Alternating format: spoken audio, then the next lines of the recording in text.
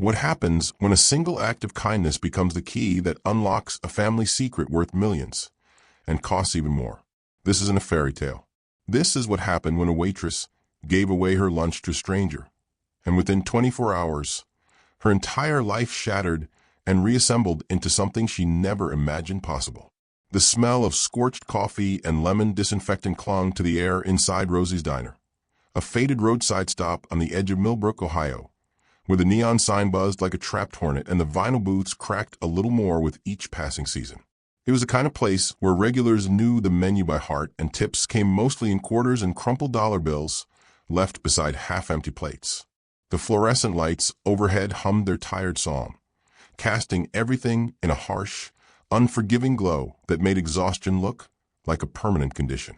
Behind the counter stood Sophie Grant, 26 years old, dark hair pulled back in a ponytail that had seen better days. Her white uniform spotted with coffee stains that never quite washed out no matter how hard she scrubbed. Her hands moved on autopilot, refilling sugar dispensers, wiping down the same counter for the 100th time that shift, checking a clock that seemed to mock her with how slowly it moved. The ache in her feet had become so familiar she barely noticed it anymore, just background noise to the symphony of her daily struggle. Rent was due in 3 days. Sophie had counted the tips twice already that morning, her fingers smoothing out each wrinkled bill, as if the act of organizing them might somehow make the pile bigger. It never did. The math remained cruel and unforgiving. She was $47 short, and her landlord wasn't the understanding type. Dreams of nursing school sat buried in a desk drawer home, gathering dust alongside unpaid bills and job applications that never got callbacks. Around her neck hung a silver locket, dulled with age but still catching the light when she moved. The oval pendant was no bigger than a quarter, its surface engraved with a delicate pattern of vines that wound around the edges like whispered secrets. It had been her grandmother's, the only thing Sophie owned that wasn't second-hand or falling apart. She touched it sometimes without thinking, the way people reach for crosses or Lucky Charms when the world pressed too hard. The metal felt warm against her skin, a small anchor in the storm of her life. What Sophie didn't know, what she couldn't have known as she poured coffee for the morning regulars and smiled through the exhaustion, was that this ordinary Tuesday would become the day everything changed. The day the locket around her neck stopped being just a keepsake and became something else entirely, something dangerous, something worth killing for. The door chime rang, a sound Sophie had heard 10,000 times before. But when she looked up, a shadow hesitated in the doorway. A figure stood silhouetted against the gray afternoon light, thin as a skeleton, swaying slightly as if the act of standing required more strength than remained. The man who entered Rosie's Diner looked like he'd been assembled from spare parts of old grief. His coat hung on his frame like a tarp over bones, soaked through from rain that hadn't started yet but seemed to follow him anyway. Water dripped from the hem onto the cracked linoleum, forming a small puddle that reflected the buzzing neon overhead. His beard was gray and tangled, his eyes hollowed out by whatever road had brought him to this doorway on this particular afternoon. The diner quieted in that specific way places do when something uncomfortable walks in. Conversations didn't stop completely, but they lowered, became whispers behind coffee cups. A businessman in the corner booth looked up, made eye contact with a stranger, then immediately found his newspaper fascinating. An elderly couple near the window turned their attention to their pie with sudden intensity. Nobody wanted to see. Nobody wanted to be asked. Sophie saw. She always did. Maybe that was her problem, seeing people when it would have been easier to look away. She grabbed the white towel from her apron pocket and walked toward him, her shoes squeaking on the floor. "Can I get you something, sir?" Her voice came out gentler than she'd intended, soft enough that only he could hear. The man swayed slightly, steadying himself against the door frame. Up close, she could see the tremor in his hands, the way his breath came shallow and quick, like each inhale cost him something precious. I don't have money for." "That's okay," Sophie said before he could finish. "Why don't you sit down? You look like you could use somewhere warm for a bit." His eyes met hers then, and something passed between them. Recognition, maybe, though not of faces. Recognition of kinship, of people who understood what it meant to be one missed paycheck, one bad break, One unlucky day away from being on the other side of kindness. Sophie walked back to the counter where her lunch sat waiting. A turkey melt she'd made herself during her break, some fries that were probably cold by now, a slightly bruised apple she'd brought from home. Her stomach had been growling for an hour, but looking at the man's hollow cheeks, his shaking hands, the way he gripped the edge of the table like it might disappear, she knew what she had to do. Here. She placed a plate in front of him. It's not fancy, but it's real food. His hand reached for the sandwich, stopped halfway, trembled there in the air between wanting and allowing himself to want. I can't, you should. Please, Sophie said. I already ate. The lie came easy because some lies were just kindness wearing a different name. He picked up the sandwich with both hands, holding it like something sacred, and took a bite. His eyes closed. For just a moment, the hardness in his face softened into something that might have been relief or might have been something closer to breaking. Then he looked up at her, and his gaze dropped to her necklace. The locket caught the light as she moved, the vine pattern along its edges suddenly visible. The man's face changed color, draining, breath-catching, recognition flooding in like cold water through a cracked dam. His hand shot out, gripping the edge of the table hard enough that his knuckles went white. When he spoke, his voice was barely a whisper, rough as gravel and sharp as broken glass. Where did you get that? The question hung in the air between them like smoke, but before Sophie could answer, the man had already turned away, grabbed the sandwich, and walked out into the gray afternoon as quickly as his unsteady legs would carry him. The door chimed his exit. Sophie stood frozen for a moment, her hand reaching unconsciously for the locket, fingers tracing the vines.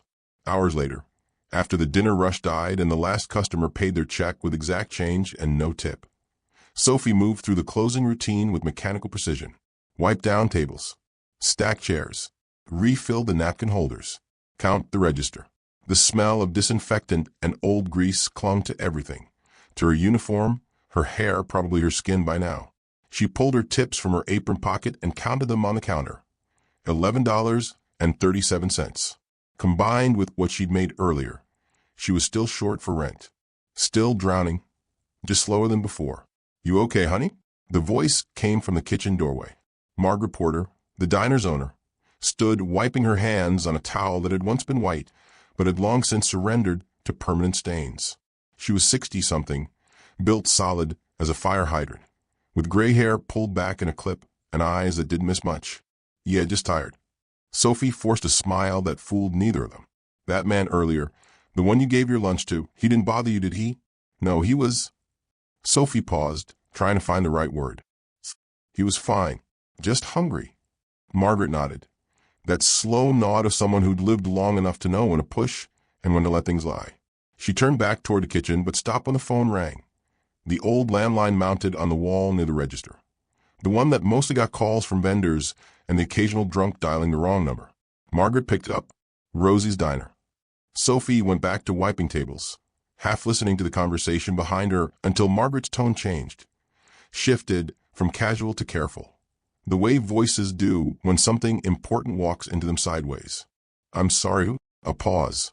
Halden and Company. Another pause, longer this time. Yes, she's here. May I ask what this is regarding? Sophie turned around. Margaret's face had gone still in that particular way that meant she was trying very hard not to show surprise. I see. Tomorrow morning. Yes, I'll let her know. Margaret hung up the phone slowly, carefully, like it might explode if handled wrong. That was for you, Margaret said, her voice careful and measured. Someone from a company called Halden and Company. The name meant nothing to Sophie. What do they want? They asked for you by name. Said someone very important needs to speak with you tomorrow morning. They'll be coming here to the diner around 9. Important? What kind of important? Sophie's hand found the locket again without thinking. Margaret shook her head slowly. Honey, Halden and Company isn't just any business. They're the kind of people who own buildings in New York City. The kind whose names are on hospital wings and university libraries. Why they'd be looking for a waitress in Millbrook, Ohio, I have no earthly idea. Outside, rain began to fall, streaking down the diner windows and blurring the neon sign into watercolor smudges of red and blue. Sophie stared at her reflection in the glass, tired eyes, stained uniform, cheap locket catching the fluorescent light. Somewhere in the back of her mind, a small voice whispered that everything was about to change. And change, in her experience, rarely came bearing gifts. Morning came wrapped in gray clouds and steady rain that turned the parking lot into a patchwork of puddles. Sophie arrived at Rosie's diner 20 minutes early. Her stomach a knot of nervous energy she couldn't name. Sleep had been impossible. She'd spent most of the night staring at her ceiling, turning Margaret's words over in her mind like stones she couldn't quite read. The morning shift started normally enough. Coffee brewed. Regulars wandered in, ordered their usual, complained about the weather. Sophie moved through the motions, pouring refills, delivering plates, her eyes flicking to the clock every few minutes. 8:47, 8:52, 8:58. At 9:03, the door opened. The man who walked in didn't belong in Rosie's diner the way a Steinway doesn't belong in a garage sale. He was maybe 40, dressed in a charcoal suit that probably cost more than Sophie made in 3 months. His watch caught the light, not flashy, just quietly expensive in the way that real money always is. Dark hair, graying at the temples. Sharp jawline. Eyes that took in the entire room in a single sweep before settling on the counter, where Sophie stood frozen with a coffee pot in her hand. Every conversation in the diner died. The businessman with his newspaper. The construction workers at the corner booth. The elderly couple who came every morning for scrambled eggs and wheat toast. Everyone stopped and stared. The man walked directly to Sophie, his shoes clicking on the linoleum with authority that made the whole world seem to tilt slightly in his direction. "Miss Grant." His voice was smooth, educated, the kind of voice accustomed to being heard and obeyed. Sophie's mouth went dry. "Yes, my name is Harrison Blackwell." He extended a hand. His grip was firm, but not aggressive when she shook it. "I apologize for the unexpected visit. I tried to call ahead." "You're from Halden and Company?" "Among other things." A slight smile touched his lips, but didn't quite reach his eyes. "I represent the Blackwell family interests. May we speak privately?" Margaret appeared from the kitchen, positioning herself protectively near Sophie. "Anything you need to say to her, you can say in front of me." Harrison's expression didn't change, but something in his posture shifted. A subtle acknowledgement of Margaret's presence. A calculation made and accepted. "Of course, though what I have to say might be surprising." "Go ahead," Sophie said, her voice steadier than she felt. Harrison took a breath, and for just a moment, something almost human flickered across his carefully controlled features. "The man who came into your diner yesterday, the one you fed, that was Thomas Blackwell, my grandfather." The coffee pot nearly slipped from Sophie's hand. Margaret caught it, set it down on the counter with a soft clink. "Your grandfather?" Sophie's brain struggled to connect the frail, rain-soaked man from yesterday with this picture of tailored wealth standing before her. "He disappeared 3 years ago," Harrison continued. "Walked away from the family estate after a disagreement. We've been looking for him ever since. Last night he came home. He wouldn't speak to anyone, wouldn't explain where he'd been. But he couldn't stop talking about you, about your kindness, and about—" Harrison's eyes dropped to Sophie's necklace. "About that locket you're wearing." Sophie's hand instinctively covered it. "What about it?" He said it looked exactly like one that belonged to my great-grandmother, Eleanor Blackwell. She had 3 made in 1961 by a jeweler in Boston. Identical designs, vine patterns, custom work. One for each of her daughters. Harrison paused, his carefully neutral expression cracking slightly. "The problem is, according to every family record we have, Eleanor Blackwell only had 2 daughters." The diner seemed to shrink. Sophie could feel eyes on her from every booth, every stool. "I don't understand what you're saying." "Neither do I, Miss Grant. But my grandfather recognized that locket. And when I showed him a photograph of you that our investigator took this morning—" He stopped himself, registered Sophie's expression. "I apologize. That sounds more invasive than it was intended. What I mean is, when he saw your face, he became emotional. He said you have his mother's eyes." The world tilted. Sophie gripped the edge of the counter to steady herself. Harrison reached into his jacket pocket and pulled out a card. "Miss Grant, I know this is overwhelming, but I need you to come with me tonight. There are things at the family estate you need to see. Documents, photographs, answers to questions you didn't know you had. I have to work. I'll compensate the diner for your time, Harrison said smoothly, then looked at Margaret. Whatever you need. Margaret's hand found Sophie's shoulder, squeezed gently. Go, honey. If there's even a chance this means something. Sophie looked down at the locket, the vines worn smooth by generations of fingers, and felt the weight of it differently now. Not just a keepsake, a key to something locked. Harrison's voice dropped lower, urgent but not unkind. Tonight, Miss Grant, there's something you need to see before anyone else in my family realizes what we've found. Sophie's apartment was the kind of place that apologized for existing. Third-floor walk-up, narrow hallway that smelled like old carpet and someone else's cooking, a door that stuck and required a specific combination of jiggling and shouldering to open. Inside wasn't much better. Studio efficiency, kitchenette with 2 functioning burners, bathroom the size of a closet, a mattress on the floor she'd been meaning to buy a frame for since she moved in 2 years ago. But it was hers, the first place that had ever been truly, completely hers. She closed the door behind her and leaned against it, her heart still racing from the conversation with Harrison Blackwell. The locket felt suddenly heavy around her neck, like it had gained weight from the attention, from becoming something other than just a memory of her grandmother. Sophie crossed to the kitchenette and knelt by the cabinet under the sink. Behind the cleaning supplies, past the rarely used dish soap and the off-brand sponges. Her fingers found the old flower tin she'd shoved back there when she moved in. Rusty blue metal with faded flowers printed on the side. Her grandmother had kept flour in it once, decades ago, before it became a hiding place for things that mattered. She pulled it out, sat on the floor with her back against the cabinet, and pried off the lid. The smell hit her first, old paper, dust, that specific scent of things that had been sealed away from time. Inside were the remnants of a life barely remembered. Her grandmother's things, a dried corsage from some forgotten dance, a recipe card in handwriting Sophie could barely read, and, at the bottom, wrapped in tissue paper that crumbled at her touch, a photograph.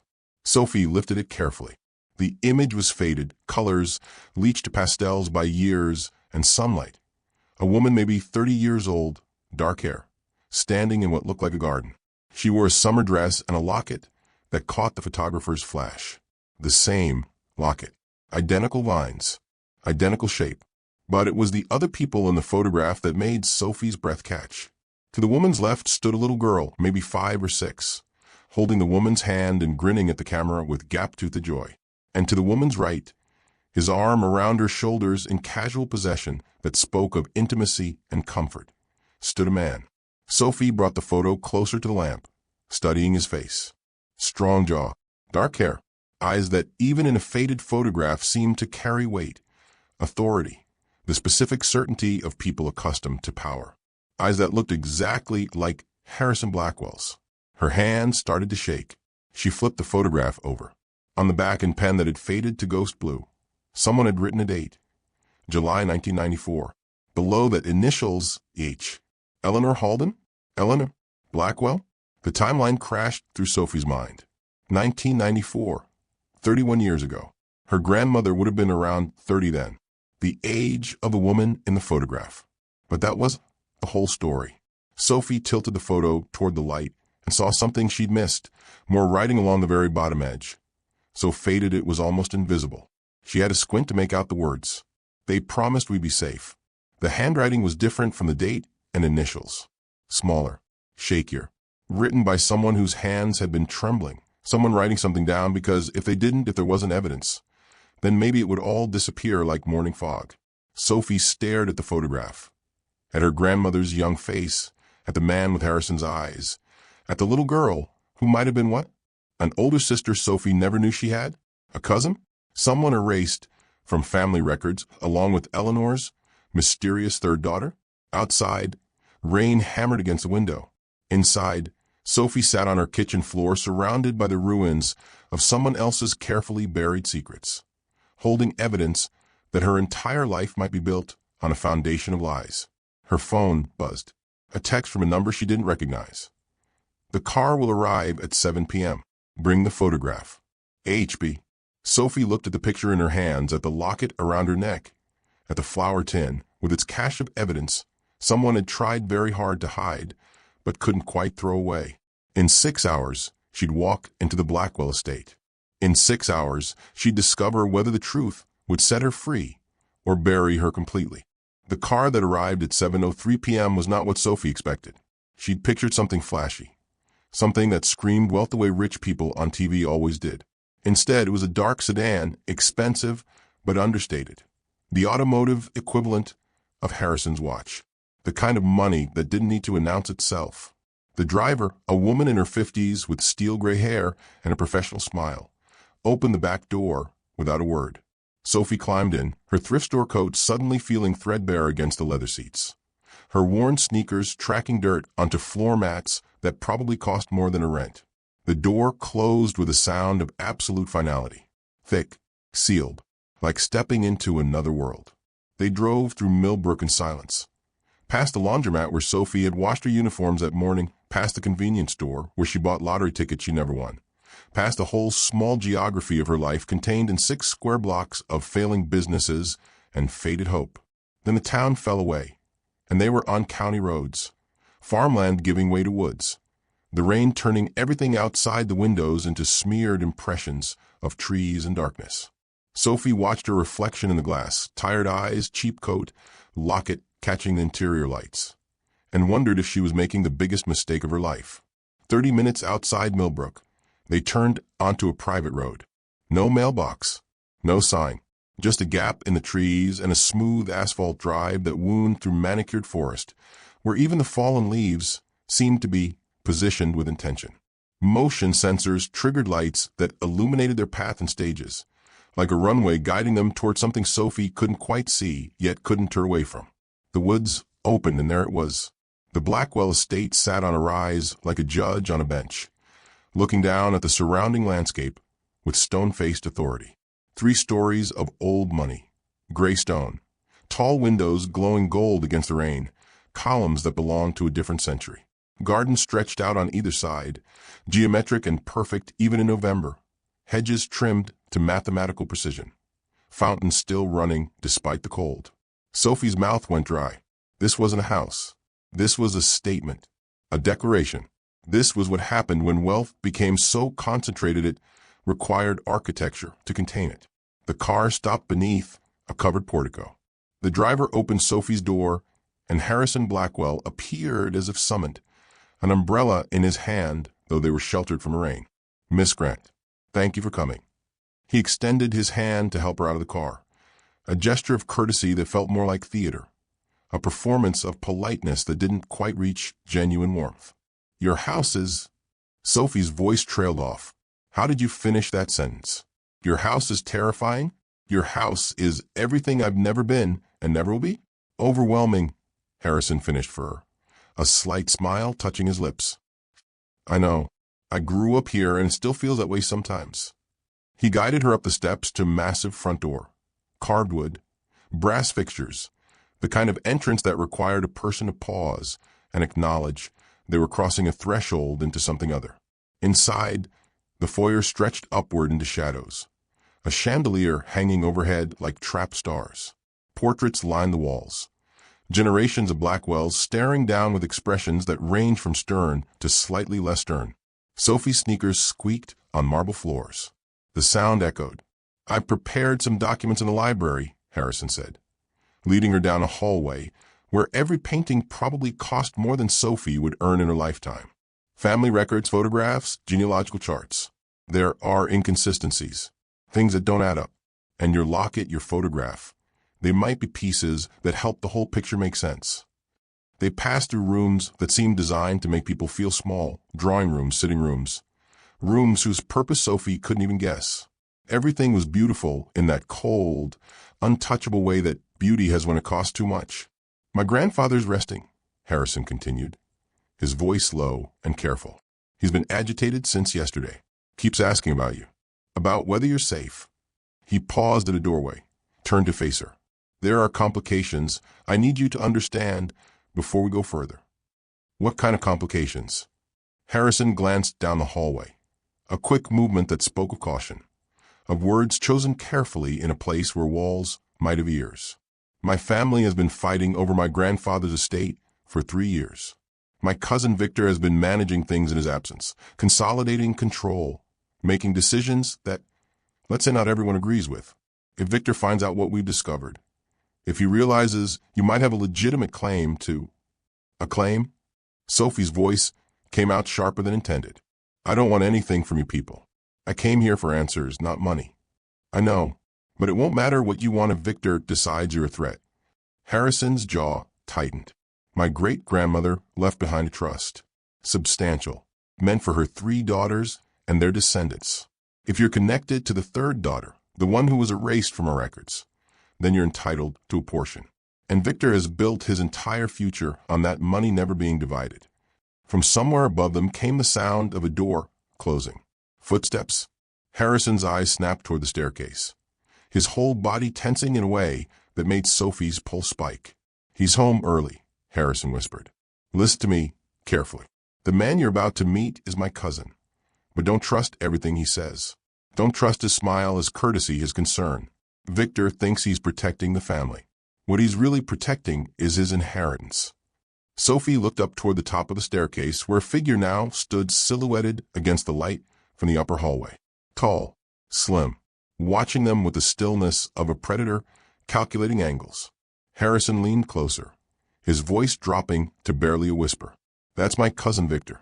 Don't trust everything he says. The footsteps descended slowly, deliberately, each step measured and precise like a judge approaching a bench. Sophie watched as Victor Blackwell emerged from the shadows of the upper hallway into the foyer's light. He was younger than Harrison, maybe 35, with the same sharp jawline but none of the warmth. His suit was darker, his tie tighter, his whole presence calibrated for intimidation rather than invitation. Harrison. Victor's voice was smooth as glass and twice as cold. You didn't mention we were expecting company this evening. Victor, this is Sophie Grant. Miss Grant, my cousin Victor Blackwell. Harrison's voice remained neutral, but Sophie caught the tension in his shoulders, the way he positioned himself slightly between her and his cousin. Victor descended the remaining steps, his eyes never leaving Sophie's face, calculating and cataloging her like evidence. Miss Grant, the waitress from Millbrook. Grandfather has been quite vocal about you. Before Sophie could respond, Harrison gestured toward the hallway. I was just about to show Miss Grant the portrait gallery. Perhaps you'd like to join us. It wasn't really a question. Victor smiled, the expression failing to reach his eyes. I wouldn't miss it. The portrait gallery stretched the length of the mansion's west wing, a cathedral to accumulated wealth where generations of Blackwells stared down from gilt frames with expressions that ranged from stern disapproval to barely contained arrogance. Harrison walked Sophie through them slowly, narrating lineage like a tour guide who'd given this speech 1,000 times. That's William Blackwell, founder of the textile mills in 1887. His son, Richard, expanded into shipping. Richard's daughter, Catherine, married into the Vanderbilt family. His voice droned on names and dates, blurring together into a tapestry of money marrying money, power consolidating power. Then Sophie's breath caught. The portrait hung between 2 larger paintings smaller than the others, almost modest by comparison. A woman in her 50s, dark hair graying at the temples, sat in a garden chair with late afternoon light catching her face, just so. She wore a simple dress and a knowing smile, the kind of expression that suggested secrets kept and stories untold. And around her neck, catching the painted light exactly as the real thing caught actual light, hung the locket. Identical vines, identical oval shape, identical down to the tiny clasp Sophie could feel beneath her fingers through her own shirt. The nameplate beneath the portrait read, Eleanor Blackwell, 1962. Sophie's hand rose unconsciously to her own neck, touching the locket through her shirt. The room seemed to tilt slightly, walls pressing in while simultaneously stretching away.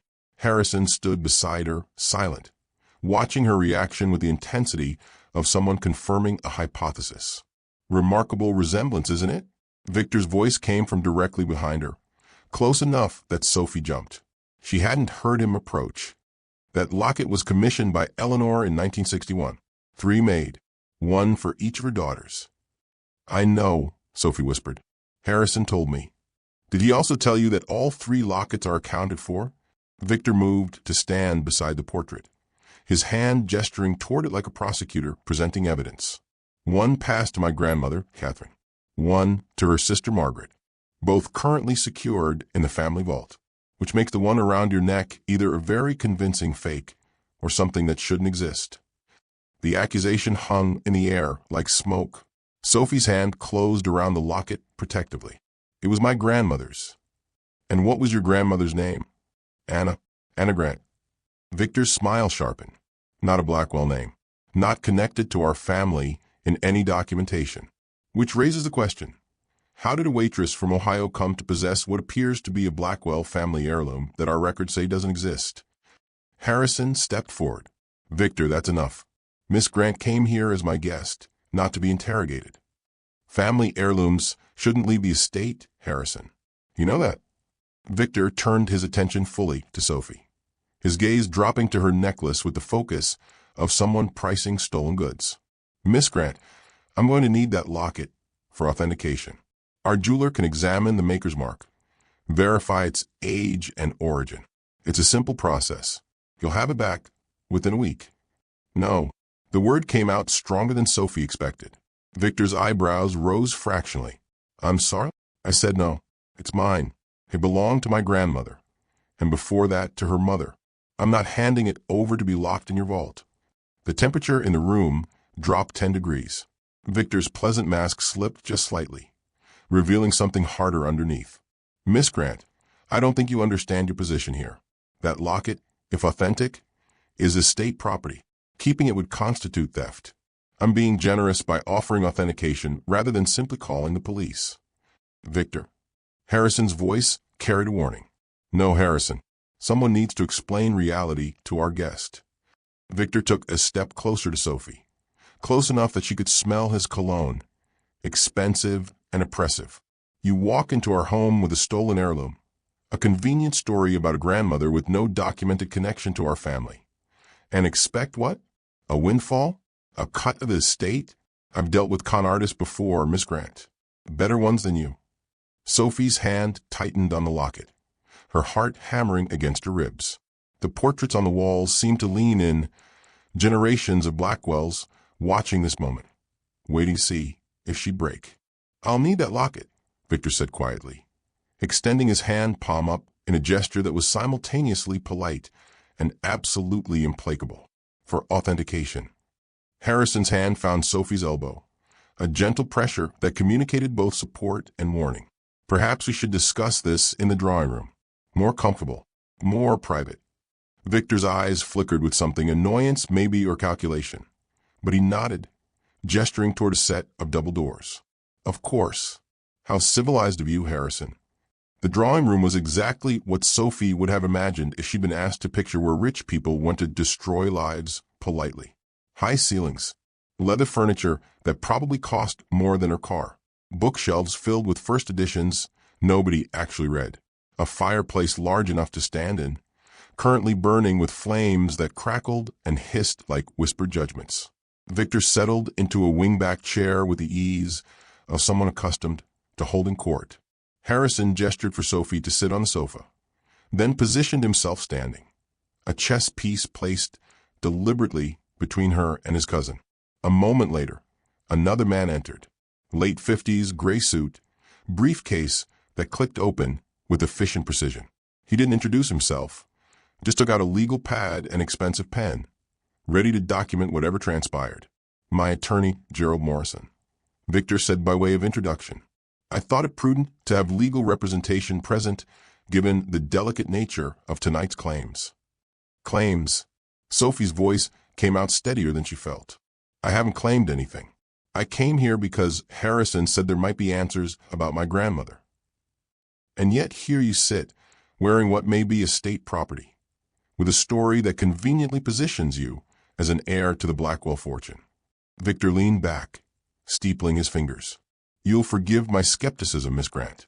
In my experience, coincidences this convenient rarely are. Gerald spoke for the first time, his voice flat and professional. Miss Grant, can you provide documentation of your grandmother's lineage, birth certificate, marriage certificate, Any paperwork connecting Anna Grant to the Blackwell family? I have a photograph and some old letters. Copies or originals? Originals. Then you'll need to surrender those for authentication as well. Gerald made a note on his pad. Any physical evidence you possess regarding your claim will need to be examined by independent experts. Sophie felt the walls closing in. This wasn't a conversation about her grandmother. This was an interrogation, a dissection, a systematic dismantling of her story before she'd even been allowed to tell it. I'm not surrendering anything. Not the locket, not the photograph, not. Then you leave us no choice but to assume bad faith. Victor's voice remained pleasant, but steel ran beneath it. Harrison, I'm disappointed. You brought her here without proper vetting, without understanding the implications. I brought her here because grandfather recognized her locket, Harrison said. Because he became emotional when he saw her photograph. Because there are questions our family has avoided answering for 30 years. Questions. Victor laughed, sharp and brittle. Or convenient fabrications by someone who saw an opportunity. Miss Grant, let me explain something about brand protection. The Blackwell name represents over a century of reputation, of trust, of carefully maintained public image. We don't simply allow anyone with a story and an antique necklace to waltz in and claim connection. Can you imagine what the press would do with this? The headlines. He leaned forward, his voice dropping to something almost intimate. Mystery air surfaces after decades or perhaps Blackwell family scandal. Hidden daughter revealed. Our stock would drop 15 points in a day. Partners would back out of deals. Charities would distance themselves. All because we failed to properly vet a claim that, frankly, seems far more convenient than credible. I don't want your money, Sophie said, her voice rising despite herself. I don't want to be in your headlines. I just want to understand why a homeless man recognized my grandmother's locket. A homeless man who happens to be our confused, elderly grandfather suffering from 3 years of exposure, probable mental illness, and demonstrable unreliability. Victor spread his hands. His word, even if we wanted to believe it, would be inadmissible in any legal proceeding. Gerald made another note. The estate has a duty to protect itself against fraudulent claims. Miss Grant, your refusal to cooperate suggests consciousness of guilt. Consciousness of... Sophie stood abruptly. I came here in good faith. I answered your call. I trusted. And we appreciate that, Victor interrupted smoothly, standing as well. Which is why I'm making you a reasonable offer. Place the locket in our estate vault, temporarily, purely for authentication and safekeeping. Once our experts have examined it and compared it to the originals, we'll return it. You have my word. Harrison's jaw tightened. Victor, you can't just... I can and I am. Victor's pleasant mask dropped entirely, revealing the steel core beneath. This is about protecting our family, our legacy, our financial stability. If Miss Grant's claim has merit, the vault is the safest place for evidence. If her claim is fraudulent, the locket may be stolen property that needs to be secured. Either way, it shouldn't be in her possession. Sophie's hand closed around the locket through her shirt, feeling the familiar weight, the warmth of silver against skin. It was all she had left of her grandmother, the only physical link to a past she'd never fully understood. Handing it over felt like surrender, like erasure. No, she said quietly. I'm not giving it to you. The room went silent except for the fire's crackle. Victor's expression hardened into something cold and calculating. Then, I'm afraid we have a problem, Miss Grant. A problem that may require legal intervention. Are you threatening her? Harrison's voice cut through the tension. I'm protecting our family, Victor said. Someone has to... Harrison guided Sophie out of the drawing room before Victor could say anything else. His hand stayed on her elbow, firm but not forceful, steering her through hallways that all looked identical in their expensive monotony. Behind them, she could hear Victor speaking in low tones to Gerald. Words muffled but tone unmistakable, strategic, calculating.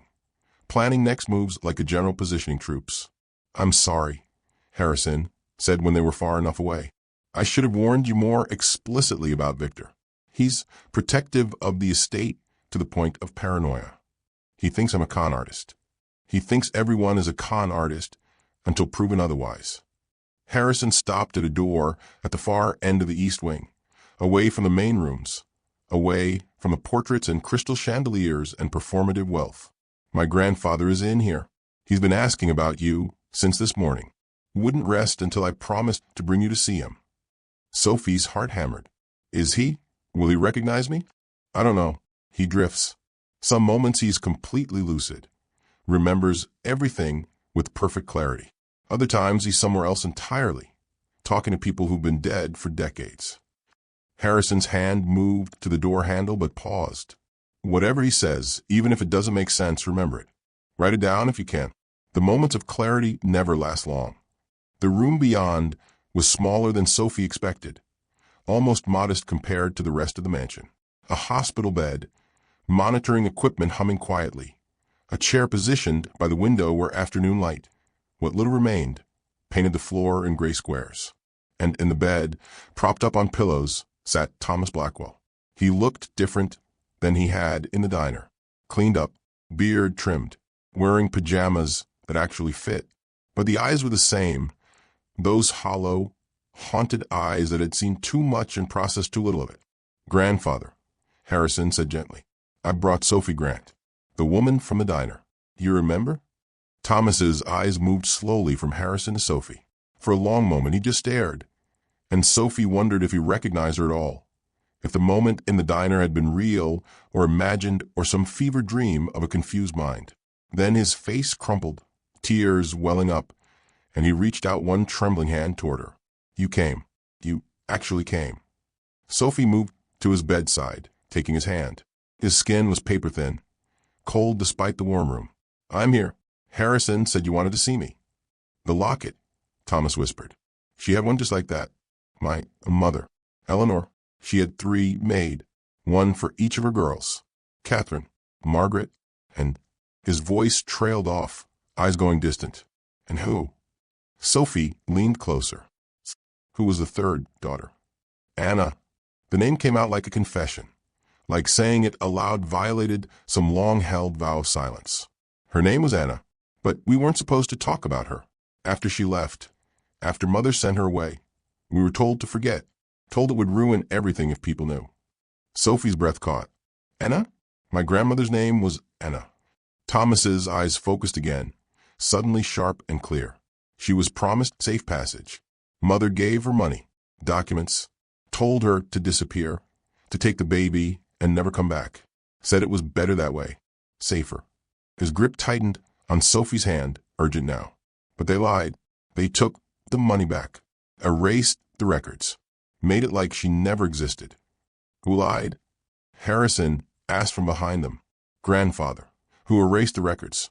The family, the lawyers, everyone who had something to lose if the truth came out. Thomas's eyes filled with tears. I tried to find her. After Mother died, I tried, but it was too late. She'd been gone so long. And then I found out what Victor had done, what he'd been doing with the trust, the payments Mother left for Anna and her children, and I couldn't. He broke off, shaking his head.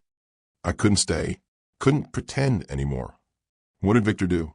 Sophie's voice was barely a whisper. Embezzled. Hid it in shell companies and offshore accounts. Took what was meant for Anna's line and used it to expand his own holdings. When I confronted him, he threatened me.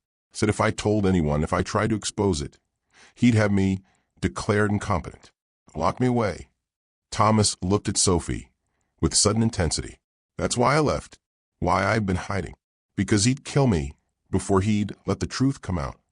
Harrison had gone very still. Grandfather, are you saying Victor has been stealing from the state? Not stealing. Redistributing. That's what he calls it. Strategic resource management. But Mother's will was clear. The trust was supposed to be divided 3 ways. Catherine's line, Margaret's line, and Anna's line. Victor made Anna disappear on paper so he could keep her 3rd for himself. Thomas released Sophie's hand and reached toward his nightstand, fumbling for something. The piano bench. West parlor. Mother hid a letter there. Documentation. She was afraid of what might happen after she died. Afraid they'd erase Anna completely. So she left evidence. Insurance. His voice was fading now, the lucidity slipping like sand through fingers. Look under the velvet lining. There's a sealed envelope. Take it before Victor finds out. Grandfather, stay with me. Harrison moved closer. What else did Mother hide? But Thomas's eyes had gone distant again, looking past them at something only he could see. They changed the records, he whispered. Birth certificates. Trust documents. Vault inventory. Don't trust the vault. Don't trust anyone Victor has access to. His hand found Sophie's again, gripped it with surprising strength. She has Eleanor's eyes, he said to Harrison. Look at her. Really look? That's my sister's face staring back at me across 30 years. Then the strength left him, his hand going limp in hers. His eyes closing as exhaustion pulled him back under. The monitor beside the bed beeped steadily, measuring heartbeats, measuring borrowed time.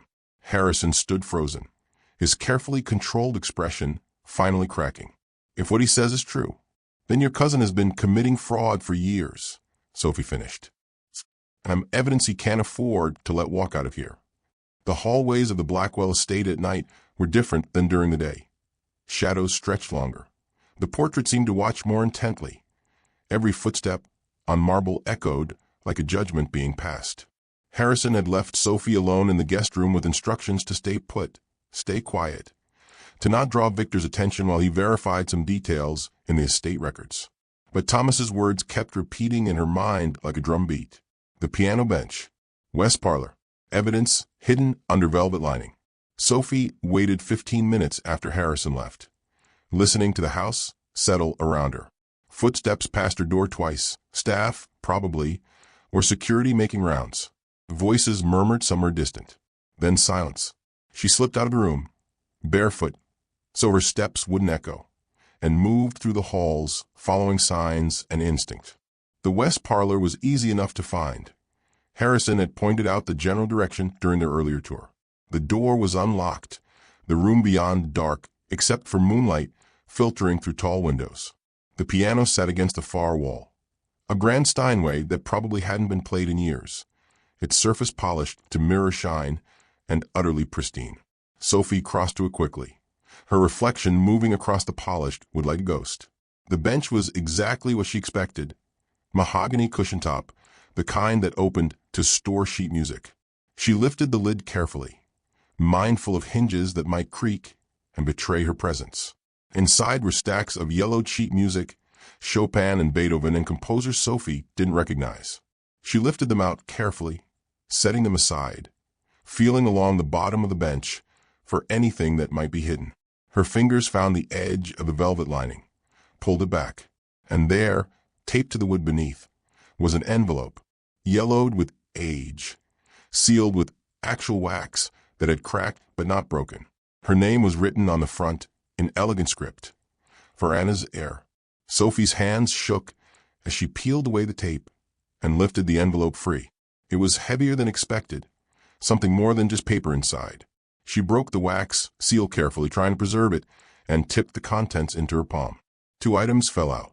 The first was a sketch, professional, detailed, rendered in pencil on quality paper. A locket drawn from multiple angles with annotations in the margins. The maker's mark was clearly visible along with the date, June 1961. Notes indicated the vine pattern was custom designed, the clasp mechanism unique to these 3 pieces. The silver sourced from a specific mine in Colorado. It was documentation, proof of provenance, the kind of evidence that would be admissible in court. Sophie's breath caught. This was what Victor wanted, what he demanded she surrender. This was proof the locket around her neck was authentic, was one of Eleanor's 3. But the second item made her heart stop entirely. A birth certificate, or rather a fragment of one. The paper had been torn roughly, as if someone had tried to destroy it and been interrupted. Most of the document was intact except for one crucial line, the surname of the child being registered. That line had been deliberately erased, scraped away with something sharp until only fibers remained. But the rest was readable. Date of birth, April 14th, 1962. Mother, Eleanor Catherine Blackwell. Father, blank. Child's first name, Anna. Sophie stared at the certificate, her mind racing through implications. This was proof. Eleanor's third daughter named Anna, born in 1962, surname deliberately erased from official records. Her grandmother. It had to be. She pulled out her phone to take photographs, to document this before anything could happen, before Victor could destroy it or claim it didn't exist. The camera flash illuminated the parlor in stark white. Once, twice, 3 times as she photographed the sketch, the certificate, the envelope itself with its inscription. Then she heard it. Footsteps, not the soft padding of staff or the measured stride of Harrison. These footsteps were quick, purposeful, moving through the house with the confidence of someone who owned it. Sophie shoved the documents back into the envelope, lifted her shirt, and tucked the whole thing into the waistband of her jeans, pulling her shirt back down to conceal it. She lowered the bench lid as quietly as possible, tried to arrange the sheet music back, exactly as she'd found it. The footsteps grew closer, coming down the hallway toward the parlor. No time to leave without being seen. Sophie pressed herself against the wall beside a bookshelf, trying to blend into shadows.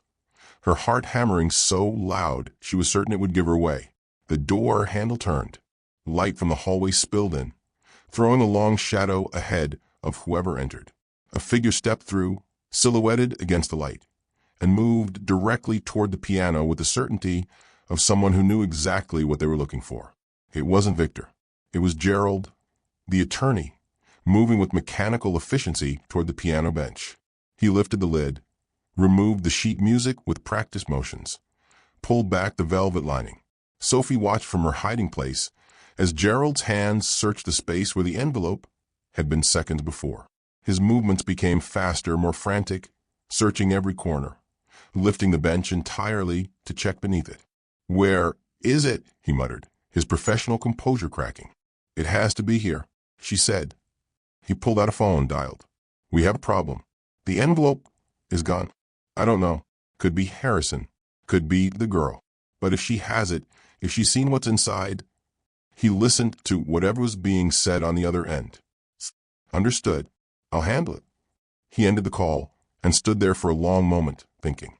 Then he turned, and his eyes swept the room in a methodical pattern that would inevitably find Sophie pressed against the wall between a bookshelf and a curtain. Their eyes met across the darkness. Gerald's hand moved toward his jacket pocket, reaching for something Sophie couldn't see, but knew instinctively was a threat, was danger, was a moment everything turned from uncomfortable to genuinely dangerous. Footsteps sounded in the hallway outside. Rapid, multiple people. Gerald's head snapped toward the door, his hand freezing halfway to his pocket. Harrison's voice called out, "Miss Grant, are you in there?" Harrison appeared in the doorway with his phone's flashlight cutting through the darkness, catching Gerald frozen mid-reach beside the piano. For one stretched moment, nobody moved. Then Harrison's expression hardened into something Sophie hadn't seen before. Controlled fury wrapped in corporate politeness. "Gerald, interesting place for a midnight stroll." The attorney's hand dropped to his side, his professional mask sliding back into place with practiced ease. "I could say the same about you, Harrison, or about Miss Grant." His eyes found Sophie in her hiding spot. "Planning to steal more family documents?" "More." Sophie stepped out from behind the bookshelf, the envelope pressed against her skin beneath her shirt like a secret heartbeat. "I haven't stolen anything. The piano bench says otherwise." Gerald gestured toward the scattered sheet music. "Eleanor's hiding place. Did you think we didn't know about it? Did you think your grandfather was the only one she told?" Harrison moved into the room, positioning himself between Gerald and Sophie in a protective gesture that was becoming familiar. "This conversation is over. Miss Grant is my guest. You have no authority to question her or search her belongings." "I have every authority."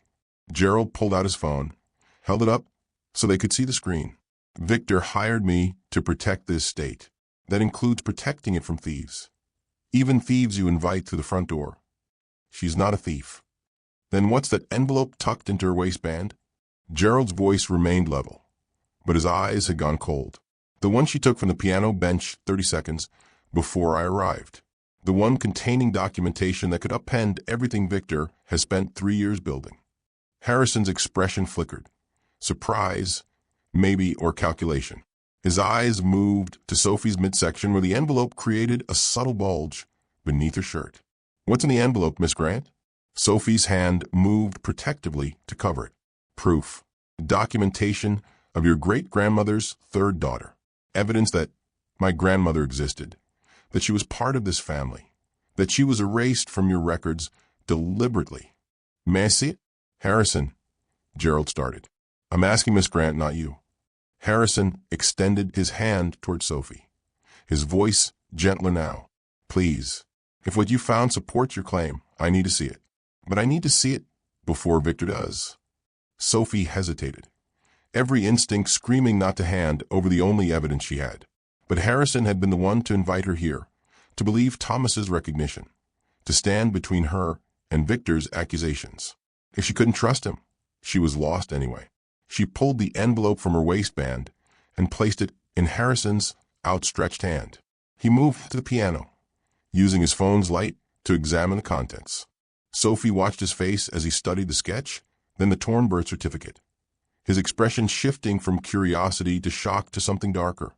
Resignation, maybe, or the specific grief that comes from having suspicions confirmed. My God, he whispered. It's real. It's all real. Gerald moved closer, reaching for the documents. Harrison, you can't seriously be considering. Considering what? Harrison rounded on him. Considering that my family has been lying for 30 years? That Victor has been embezzling from a trust meant for 3 heirs. Not 2? That we have a moral and legal obligation to correct this. You have an obligation to protect the family, Gerald said. Think about what public knowledge of this would do. The lawsuits, the investigations, the press attention. Your stock would crash. Partners would bail. Charities would demand refunds. Everything your family built would be destroyed because you decided to play hero for a waitress. She's not just a waitress. Harrison looked at Sophie, and something in his expression had changed. Not suspicion anymore, but recognition. Understanding.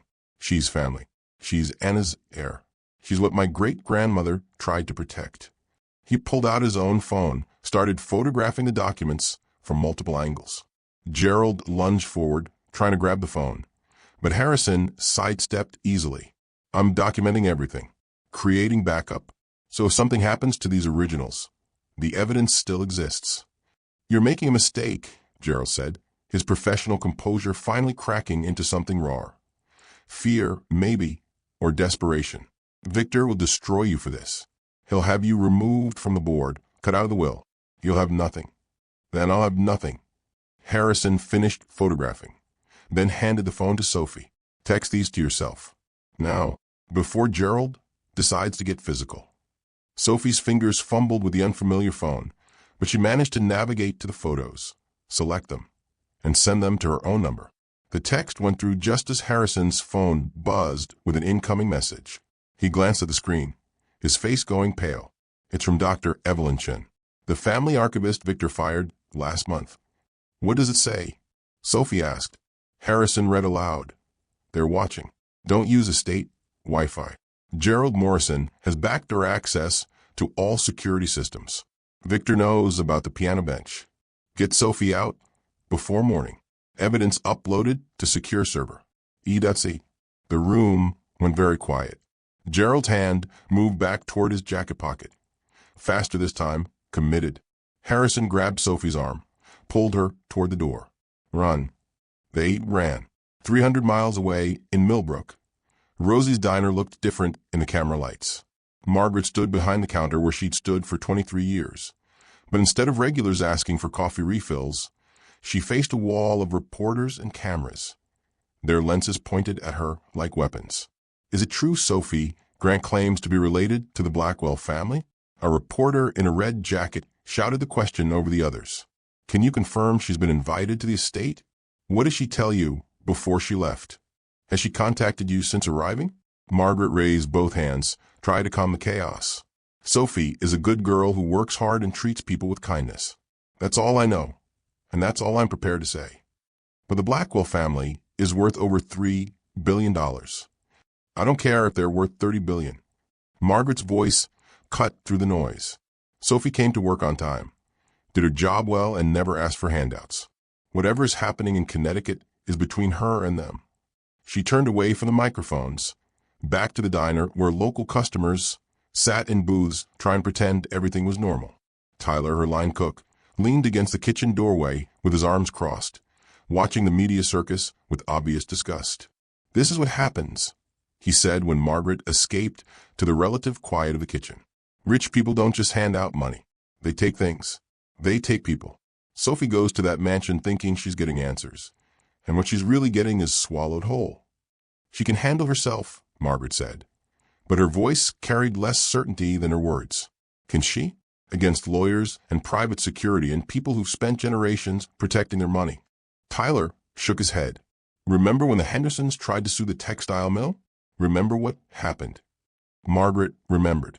The Hendersons had lost their house, their savings, and their reputations over a lawsuit they couldn't afford to finish. The mill's lawyers had buried them in motions and delays until they had nothing left. "Sophie's different," Margaret said. "She's got something they want. That makes her powerful. Or it makes her dangerous." Tyler nodded toward the television mounted in the corner. "Look." The local news had picked up the story. A cheer scrolled across the bottom of the screen. "Blackwell legacy dispute.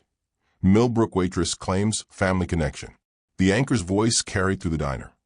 "What sources are calling an unprecedented challenge to one of America's oldest fortunes. Sophie Grant, a 26-year-old waitress from Millbrook, Ohio, has been invited to the Blackwell estate following claims she may be a previously unknown heir to the family trust. Legal experts say that if her claim is legitimate, it could result in a redistribution of assets worth over $1 billion. The Blackwell family has declined to comment, but sources close to the family suggest tensions are running high. Margaret watched the screen, watched Sophie's driver's license photo, pulled from God knows where, flash across the news. Her tired eyes, her half-smile, looking so young, so unprepared for the machinery about to grind her up. "She should come home," Margaret said quietly. "She should walk away before it's too late." "You think they'd let her?" Tyler's question hung unanswered in the kitchen's fluorescent light. They made it to Harrison's private office before Gerald could catch up, a room tucked in the estate's south wing, away from the main living areas, secured with a lock only Harrison had the key to. He bolted the door behind them, then immediately moved to his laptop, fingers flying across the keyboard. "Estate security has cameras everywhere," he said, pulling up multiple feeds. "Gerald won't risk doing anything on camera, but Victor controls who reviews the footage. We need to document everything before it disappears." Sophie sank into a leather chair, her hands still shaking from adrenaline. The envelope sat on Harrison's desk between them, innocuous and earth-shattering all at once. "Why are you helping me? If this destroys your family, like Gerald said." "It's already destroyed." Harrison didn't look up from the computer. "It's been destroyed since the moment Victor decided protecting money was more important than protecting truth. I'm tired of pretending everything is fine when it's not." He pulled up a series of files, spreadsheets, scanned documents, photographs. "After you arrived, I started digging through the estate archives, digital and physical records, looking for anything that might support or contradict grandfather's claims about a third daughter." His fingers paused on the keyboard. "I found discrepancies, lots of them." He turned the laptop so Sophie could see. "This is the family vault inventory. It's supposed to be comprehensive. Every heirloom, every piece of significant jewelry, every artifact with historical value. Updated quarterly, verified annually by independent appraisers." The spreadsheet filled the screen, rows and columns of items with estimated values that made Sophie's head spin. Paintings, sculptures, jewelry, each entry with a detailed description and photograph. "Now look at this." Harrison clicked to another document. "This is the vault inventory from 1995, right after my great-grandmother Eleanor died. The earlier version was similar, but not identical." Sophie leaned closer, trying to spot the differences. Then she saw it. An entire section of jewelry listings that existed in 1995, but were absent from the current inventory. 3 lockets, she whispered. In 1995, there were 3 listed. Now there are only 2. Exactly, sometime between 1995 and now. 1 locket was removed from the records entirely, not listed as stolen, not listed as sold or donated. Just gone, as if it never existed. Harrison pulled up another file. And look at this ledger page. The image showed a handwritten record book, the kind kept before everything went digital. Columns of numbers in elegant script, documenting payments made from the family trust. Most entries were straightforward: charity donations, household expenses, investment transfers. But one entry, repeated monthly from 1962 through 1995, caught Sophie's attention. Monthly stipend, CM, per EB directive. CM, Sophie said. Could that be Clara Mason? Or Anna's married name, maybe? Harrison nodded. The payment stopped abruptly in April 1995. Same month, Eleanor died. Same month, Victor became executor of the estate. He clicked to security footage, fast-forwarding through hours of empty hallway until a figure appeared. Even in black and white, even from a ceiling-mounted angle, Victor was recognizable. He approached the vault door, entered a code, disappeared inside for 14 minutes. When he emerged, his jacket pocket bulged with something small enough to conceal, but large enough to be noticeable. This footage is from 3 days ago, Harrison said quietly. Before grandfather came home, before you arrived, Victor was preparing, removing evidence, making sure the vault's inventory matched the official story. He froze the frame, zooming in on Victor's pocket. The bulge was box-shaped, exactly the size of a jewelry case. Sophie's hand moved to her own locket. He took the other lockets, the ones that were supposed to be in the vault. He's hiding them so he can claim mine as fake, so he can say Eleanor only ever made two, so he can erase Anna from existence completely. That would be my guess. Harrison's expression had gone hard, which means we need to figure out where he's hiding them, and we need to do it before he realizes we know. He pulled out his phone, scrolled through messages. Dr. Chen, the archivist, she's been investigating this for months. She's the one who discovered the payment discrepancies, the inventory gaps. That's why Victor fired her, not for incompetence, for discovering too much. Can we contact her? Ask her what else she found. I've been trying. She's not responding to calls or texts. Just sent that one warning message and went silent. Harrison's jaw tightened. Victor's people are thorough. If he thinks Dr. Chun is a threat, she's not safe. His phone buzzed. He glanced at the screen, his face going pale. It's a text from Dr. Chen's number. He held up the phone so Sophie could read. They're watching. Don't use estate Wi-Fi. Gerald Morrison has backdoor access to all security systems. Victor knows about piano bench. Get Sophie out before morning. Evidence uploaded to secure server. EC. The office suddenly felt smaller. Sophie looked up at the corners of the room, searching for cameras she hadn't noticed before. Are we being watched right now? This room is supposed to be secure. Private network, no cameras. But if Gerald has backdoor access. Harrison pulled his laptop's network cable from the wall. We go dark, completely offline. No signals, in or out, that they can track. He pulled a thumb drive from his desk drawer, began copying files with methodical precision.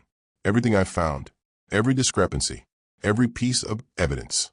We need backups of backups in case something happens to the originals. What do you mean, if something happens?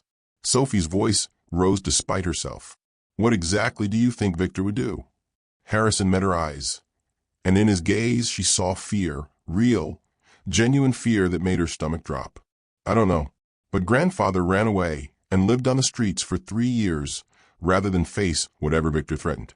That should tell you something about how far Victor is willing to go to protect what he thinks is his. He handed Sophie the thumb drive. Keep this with you. Hide it somewhere they won't think to look. And don't trust anyone except me and Dr. Chen.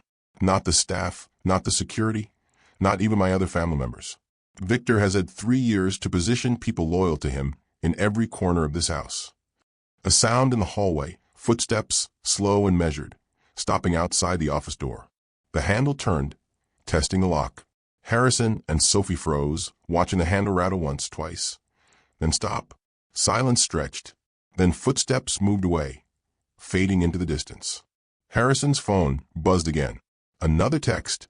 They know you have the documents. Victor calling emergency board meeting for morning. Claiming Sophie is threat to estate. Suggesting psychiatric evaluation and restraining order. Get her out. Now. Ikasi. Sophie stared at the message, her mind struggling to process implications. Psychiatric evaluation. Restraining order. Legal machinery grinding into motion to paint her as unstable, as delusional, as someone whose claims could be dismissed because her sanity was in question. We need to leave, Harrison said. Not tomorrow. Tonight. While we still can. But leaving wasn't simple. Harrison explained in terse whispers as they moved through darkened hallways. The estate had security at every exit, cameras covering every driveway, motion sensors throughout the grounds. Victor controlled all of it.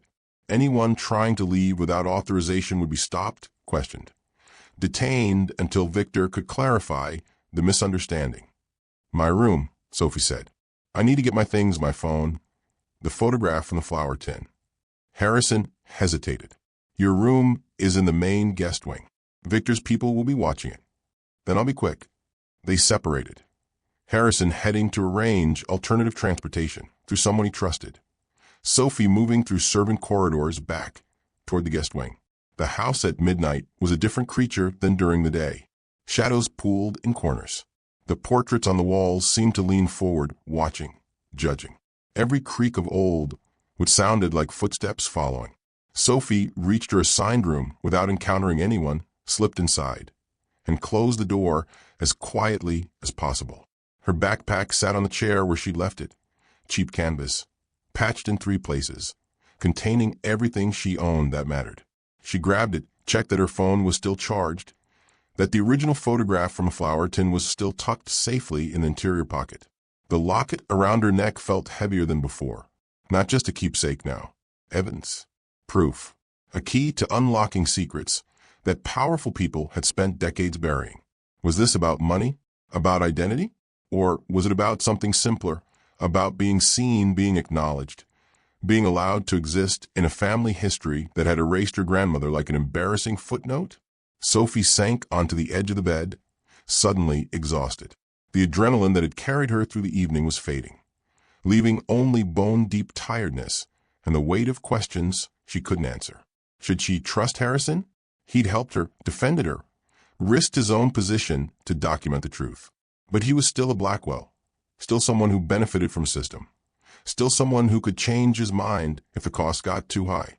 The locket felt warm against her skin, like it always did, like her grandmother's hand resting on her shoulder, a connection across time and death and deliberate forgetting. Outside, wind rattled the windows. Rain had started again, drops tapping against glass in irregular rhythms that almost sounded like messages in code. The clock on the nightstand read 12:03 a.m. Harrison had said to meet him at the South Service entrance at 12:30. 27 minutes to wait, to sit in this expensive room in this mansion built on secrets, and wonder if she'd ever make it out. A sound in the hallway froze her thinking. Not footsteps, something softer. Fabric sliding against wall. Breathing that was trying very hard to be silent. Sophie grabbed the bedside lamp, unplugging it from the wall socket, holding the base like a makeshift club. The door was locked. She checked twice. But locks could be picked. Locks could be overridden with master keys that estate security certainly possessed. The clock ticked to 12:04. The sound in the hallway went silent. Sophie barely breathed, watching the gap beneath the door for shadows, for any indication of someone standing just outside. Then the door handle began to turn, slowly, testing, finding the lock, engaged. A pause, then a soft clicking sound, metal on metal, the unmistakable sound of someone picking the lock with practiced efficiency. Sophie positioned herself beside the door, lamp raised, heart hammering against her ribs, so hard she was certain whoever was outside could hear it. The lock clicked open. The handle turned completely. The door eased inward inch by inch, revealing darkness beyond and a silhouette that was too tall to be Harrison, too thin to be Victor. The figure stepped inside, moving with predatory grace toward the bed where Sophie should have been sleeping. Sophie swung the lamp in a wide arc, aiming for center mass. But the figure was faster, pivoted, blocked the swing with an arm, and grabbed Sophie's wrist in a grip like iron. Easy, Miss Grant. The voice was female, calm, utterly unbothered by the attempted assault. I'm not here to hurt you. I'm here to get you out. The figure reached for the light switch, and when the overhead light clicked on, Sophie found herself face to face with a woman in her 40s, Asian, wearing practical clothes and an expression of professional competence. Dr. Evelyn Chun. The woman said by way of introduction, former family archivist, current thorn in Victor Blackwell's side, and apparently your extraction specialist for the evening. The morning sun filtered through the estate's tall windows with cold precision, casting long shadows across the formal dining room where the Blackwell family had gathered for what Victor called damage control. Sophie sat at one end of the massive mahogany table, feeling like a defendant awaiting verdict, while Harrison positioned himself strategically between her and his cousin. Victor had dressed for success. Charcoal suit, silk tie, the armor of respectability worn by men accustomed to winning. Gerald flanked him with a briefcase full of legal documents, ready to make problems disappear with signatures and sealed settlements. Miss Grant, Victor began, his voice carrying the practiced warmth of a car salesman closing a deal. After extensive consultation with our legal team and family advisors, we're prepared to offer a generous resolution to this unfortunate misunderstanding. He slid a folder across the polished table. A scholarship fund in your name, $50,000 annually for continuing education. A modest financial settlement to compensate you for your time and travel. And a simple non-disclosure agreement to protect all parties from unwanted publicity. Sophie's fingers hovered over the folder without opening it. And in return, you publicly acknowledge that your connection to our family was a case of mistaken identity. We issue a joint statement clarifying that while we appreciate your kindness to my grandfather during his illness, there is no familial relationship. Clean, simple, dignified for everyone involved. Gerald opened his briefcase with efficient clicks. The scholarship fund would be administered through a neutral third party. No ongoing contact necessary. You return to your life, we return to ours, and everyone benefits from this unfortunate confusion being resolved amicably. Sophie looked at Harrison, searching his face for guidance. His expression was carefully neutral, but something in his eyes suggested caution. This was too clean, too convenient. Too much like sweeping evidence under an expensive rug. It's generous, she said carefully. More than generous. But I haven't claimed to be family. I came here looking for answers about my grandmother's locket. And we've provided those answers, Victor replied smoothly. The locket is a quality reproduction. Well made, but not authentic. Our experts have examined the photographs Harrison shared. The vine pattern is similar to Eleanor's design, but lacks the specific maker's marks that would authenticate it as original. That was a lie. Sophie had seen the documentation hidden in the piano bench, had photographed the sketch showing those exact maker's marks. But calling Victor's bluff would mean revealing evidence she wasn't supposed to possess. A commotion at the dining room entrance interrupted her thoughts. Staff members were wheeling in Thomas Blackwell, older than Sophie remembered from their brief encounter, Frylier, but with eyes that seemed more focused than they'd been in Dr. Chen's description. Grandfather. Harrison stood immediately. You shouldn't be up, the doctor said. The doctor said I needed to see her. Thomas's voice was stronger than Sophie expected. Before you people make her disappear like you made Anna disappear. Victor's pleasant mask slipped fractionally. Grandfather, you're not well. These memories, these connections you think you see, they're symptoms of prolonged exposure and possible neurological damage. The family physician recommends. The family physician recommends what you pay him to recommend. Thomas's wheelchair stopped beside Sophie's chair. Up close, she could see the tremor in his hands, the effort required for each word. But his gaze was clear, determined. Show them, child. Show them what you found. Sophie's hand moved instinctively to the envelope tucked beneath her shirt. Mr. Blackwell, I don't. Thomas, he corrected gently. And yes, you do. You found Eleanor's documentation. The proof she hid because she knew they'd try to erase Anna after she died. The temperature in the room dropped 10 degrees. Victor's eyes sharpened, calculating, reassessing the situation with predatory focus. Grandfather, what documentation? What proof? Thomas smiled, the expression transforming his weathered face into something almost youthful. The letter in the piano bench, the birth certificate fragment, the payment records showing monthly stipends to CM. that stopped the month he became executor. His eyes found Victor's across the table. The evidence of your embezzlement. The word hung in the air like a dropped bomb. Gerald's pen stopped moving. Harrison's coffee cup froze halfway to his lips. Victor's carefully constructed composure began to crack at the edges. That's a serious accusation, Victor said quietly, from a man whose mental state has been compromised by... Thomas tried to stand from his wheelchair, his body shaking with effort and emotion. My mental state is fine. My memory is fine. What's compromised is this family's integrity, and it's been compromised by... The words cut off abruptly. Thomas's eyes rolled back, his body convulsing, his breathing becoming shallow and erratic. He collapsed back into the wheelchair, unconscious, his skin going gray. Call 911. Harrison shouted, moving toward his grandfather. But before anyone could reach for phones, Thomas's hand shot out with surprising strength, gripping Sophie's wrist. His eyes opened one final time, focused with desperate clarity. Vault 7749, he whispered, his voice barely audible. Vines. Then his hand went limp, and the monitors on his wheelchair began beeping in urgent electronic panic. The paramedics declared Thomas stable but unconscious, whisking him away to Hartford General while the family waited in tense silence. Victor retreated to his office with Gerald, their voices low and urgent behind closed doors. Sophie found herself alone with Harrison in the library, the weight of Thomas's final words pressing against her chest like a stone. Vault 7749, she repeated for the third time. What does that mean?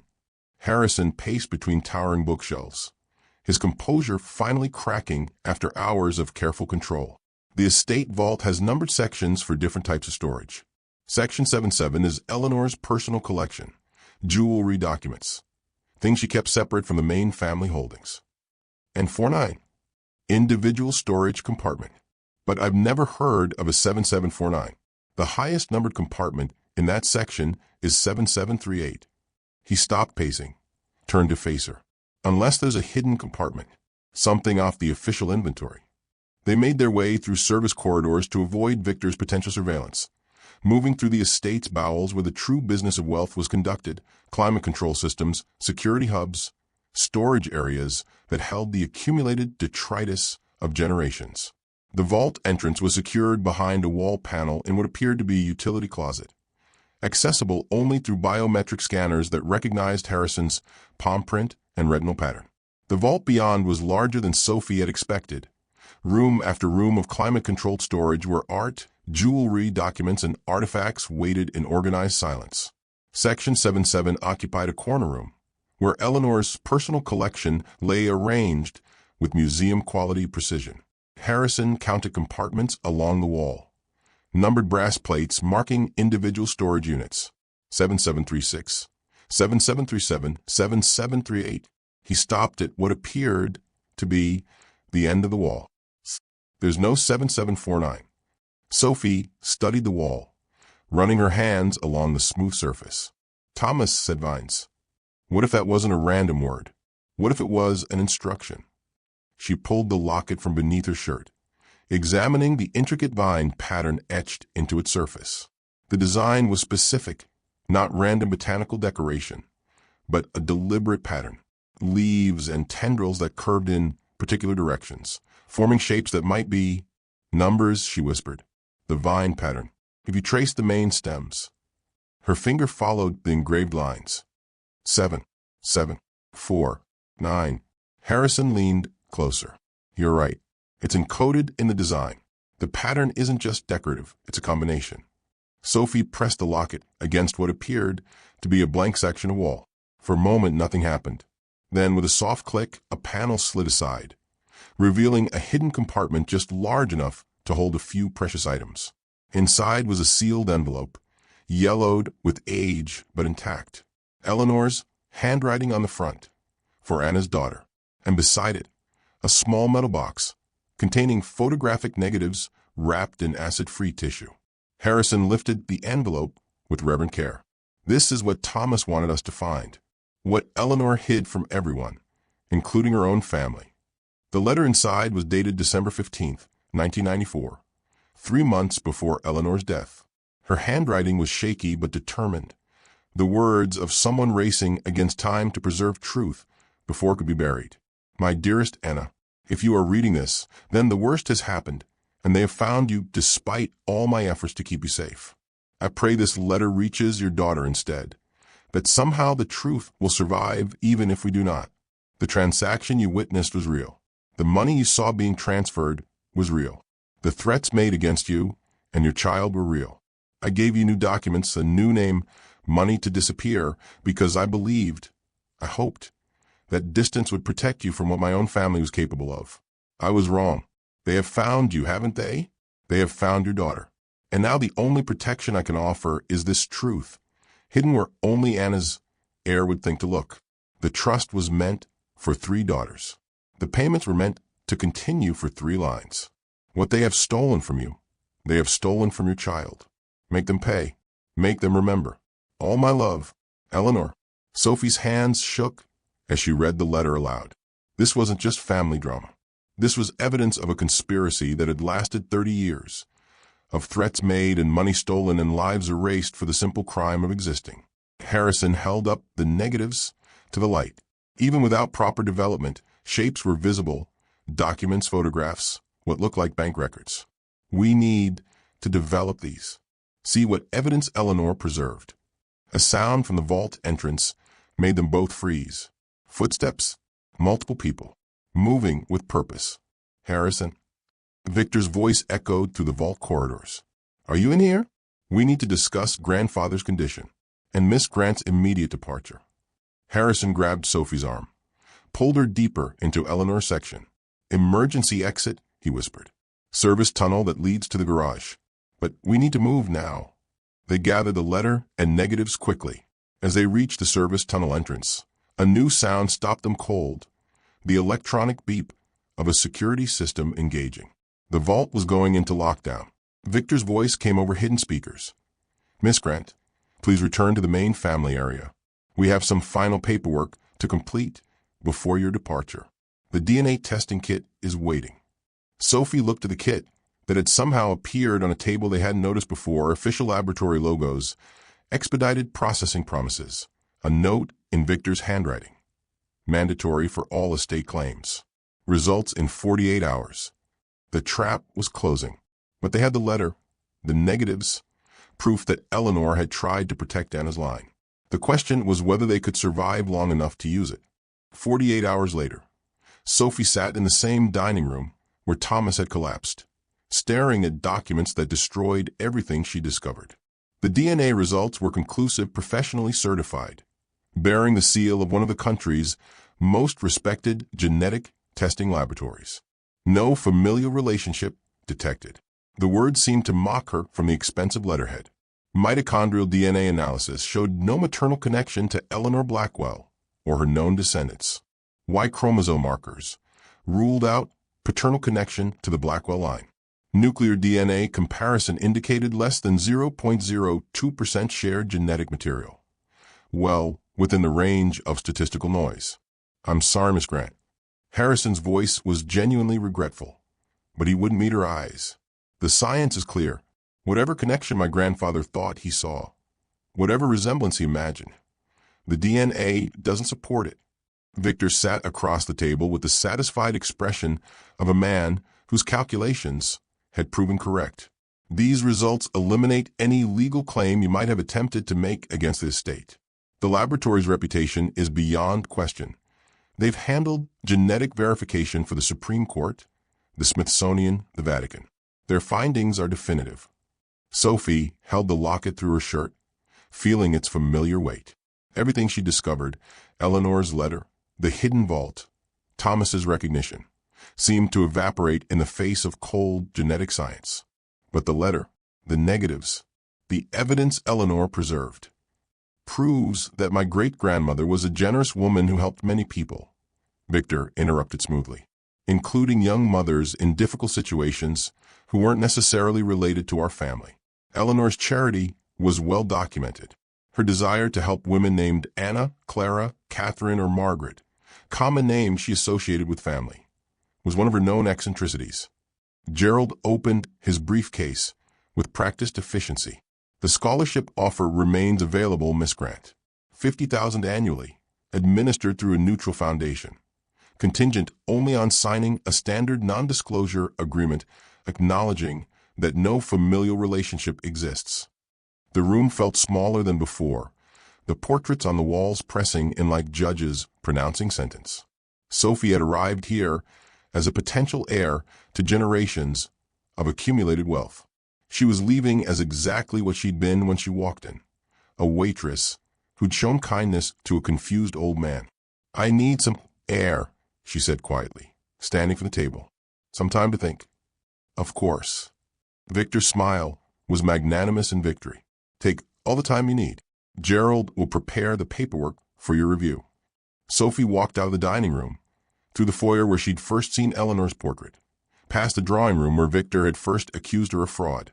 The estate felt different now. Not threatening, just indifferent. Wealthy people returning to their wealthy lives, unbothered by the brief interruption of someone else's desperation. Her phone buzzed as she reached the guest wing. Margaret's number.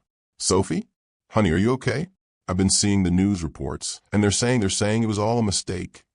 It was. Sophie's voice came out steadier than she felt. "The DNA test proved I'm not related to them. I'm coming home." "Good. That's good. You don't belong in that world anyway." "But Sophie."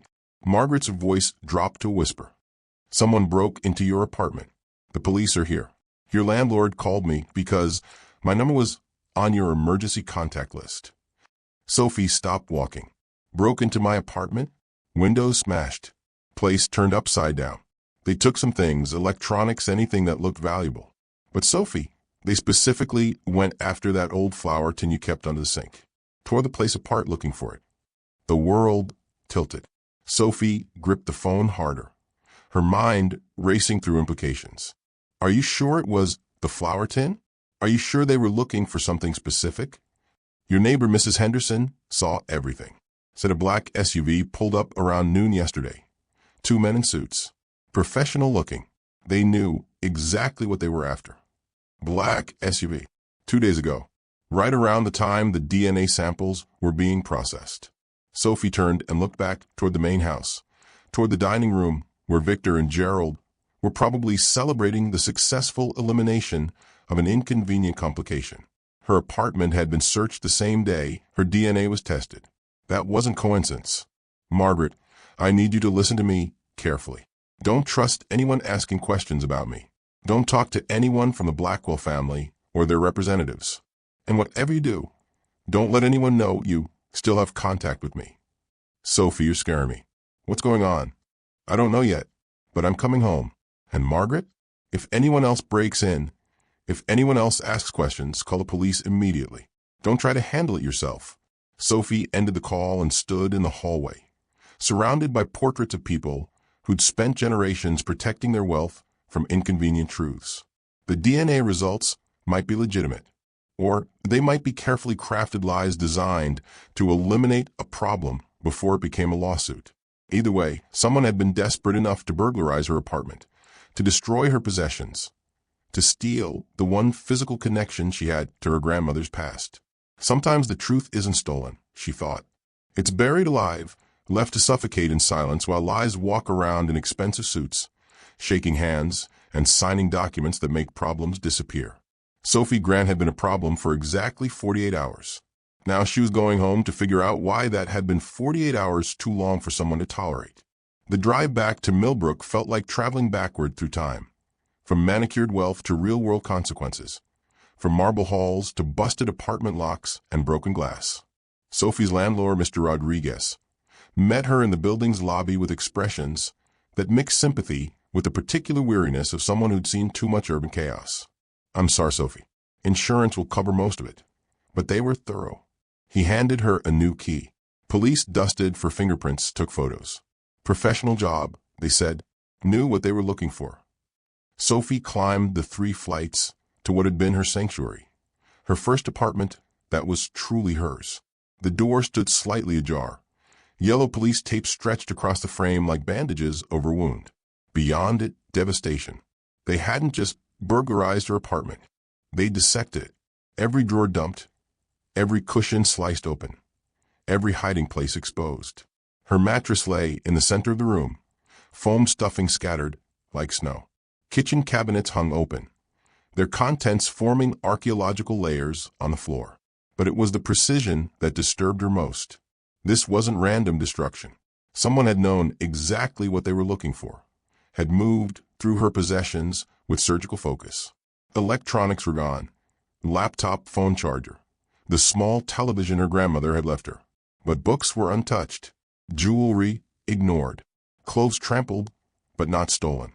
The flour tin was gone, just as Margaret had said. The space under the sink where she'd hidden it for 2 years was empty, the surrounding area torn apart with particular violence. Sophie pulled out her phone and called Harrison. "Miss Grant." His voice was cautious, professional. "I thought you'd be on the road home by now. I am home, and my apartment's been destroyed." Sophie kept her voice level, factual. "Professional job. Happened the same day my DNA samples were processed. They took one specific item, a flour tin containing family photographs and documents." Silence on the other end. Then, carefully, "I'm sorry to hear that. Have you contacted local police?" "Cut the corporate politeness, Harrison. You know what this means." "I know it means you've suffered a crime that should be reported to proper authorities. I know it means you're understandably upset about the DNA results and looking for explanations that make the situation more complicated than. They corrupted my DNA sample." The words came out harder than Sophie intended. "Your cousin had my apartment burglarized to steal evidence, then submitted falsified genetic material to make sure the test results supported his preferred narrative. That's a serious accusation. It's the only explanation that makes sense. The break-in happens the day after I give DNA samples. The same day the samples are processed. They steal the one thing that might contain evidence of my grandmother's connection to your family. 48 hours later, tests show definitively that I'm not related. Convenient timing." Harrison's voice grew colder. "Miss Grant, I understand you're disappointed, but genetic science isn't subject to manipulation by family influence. The laboratory we used has an international reputation. A laboratory Victor chose. Results Victor paid for. Chain of custody Victor controlled." Sophie found herself pacing through the wreckage of her life. How hard would it be for someone with his resources to substitute samples, to ensure the tests showed what he needed them to show? "You're suggesting my cousin committed fraud." "I'm saying your cousin had motive, opportunity, and resources to commit fraud, and someone with professional skills and expensive transportation just destroyed my apartment looking for evidence that might contradict his story." Another pause. When Harrison spoke again, his voice carried a different quality. Uncertainty where confidence had been. "The black SUV. He mentioned a black SUV. My neighbor described 2 men in suits, professional looking, driving a vehicle that matches your estate's security fleet." "Miss Grant." "Sophie, I need you to be very careful what you say next. If you're suggesting that Victor hired people to commit felonies, that's exactly what I'm suggesting." Sophie's voice rose despite herself. "Your cousin has been embezzling from a trust fund for 30 years. When evidence surfaces that might expose his crimes, my apartment gets burglarized and my DNA mysteriously shows no family connection." Wake up, Harrison. This isn't about protecting family reputation. This is about covering up theft on a massive scale. The line went quiet for so long that Sophie wondered if a call had been dropped. Finally, Harrison spoke, his voice barely above a whisper. "If what you're suggesting is true, if Victor really has been manipulating his state assets, falsifying records, commissioning crimes to cover his tracks." He trailed off. "Then what?" "Then everyone connected to this family is in danger, including you, including me." His voice gained urgency. "Sophie, listen to me carefully. Don't stay in your apartment tonight. Don't use credit cards or any electronic payments they could track. And whatever you do, don't trust anyone who claims to represent our family's interests." The call ended abruptly. Sophie stared at her phone, her reflection caught in its dark screen. Tired eyes, cheap clothes, standing in the ruins of a life that had been deemed inconvenient. But something had changed in Harrison's voice during that conversation. Doubt where certainty had been. Fear where dismissal had been. Sometimes the truth isn't stolen, Sophie thought, looking at the systematic destruction around her. It's buried alive, left to suffocate, while lies walk around in expensive suits. But sometimes, if you dig deep enough, if you refuse to stop breathing, the truth claws its way back to the surface. And when it does, it usually brings consequences that no amount of wealth can afford to pay. The Millbrook Motor Lodge hadn't been updated since 1987, and it showed in every stained carpet fiber, every flickering fluorescent bulb, every door that required shoulder to close properly. But it was anonymous, accepted cash, and didn't ask questions about why someone might need a room at 11 p.m. on a Tuesday with no luggage except a backpack and obvious exhaustion. Sophie sat on the edge of a bed that sagged like a broken promise, staring at the rain streaking down windows that overlooked a parking lot filled with 18-wheelers and lives in transition. The neon sign outside her window buzzed and stuttered, cycling through vacancy and vacancy, a broken loop that seemed to summarize her entire situation. Everything she'd owned that mattered was gone.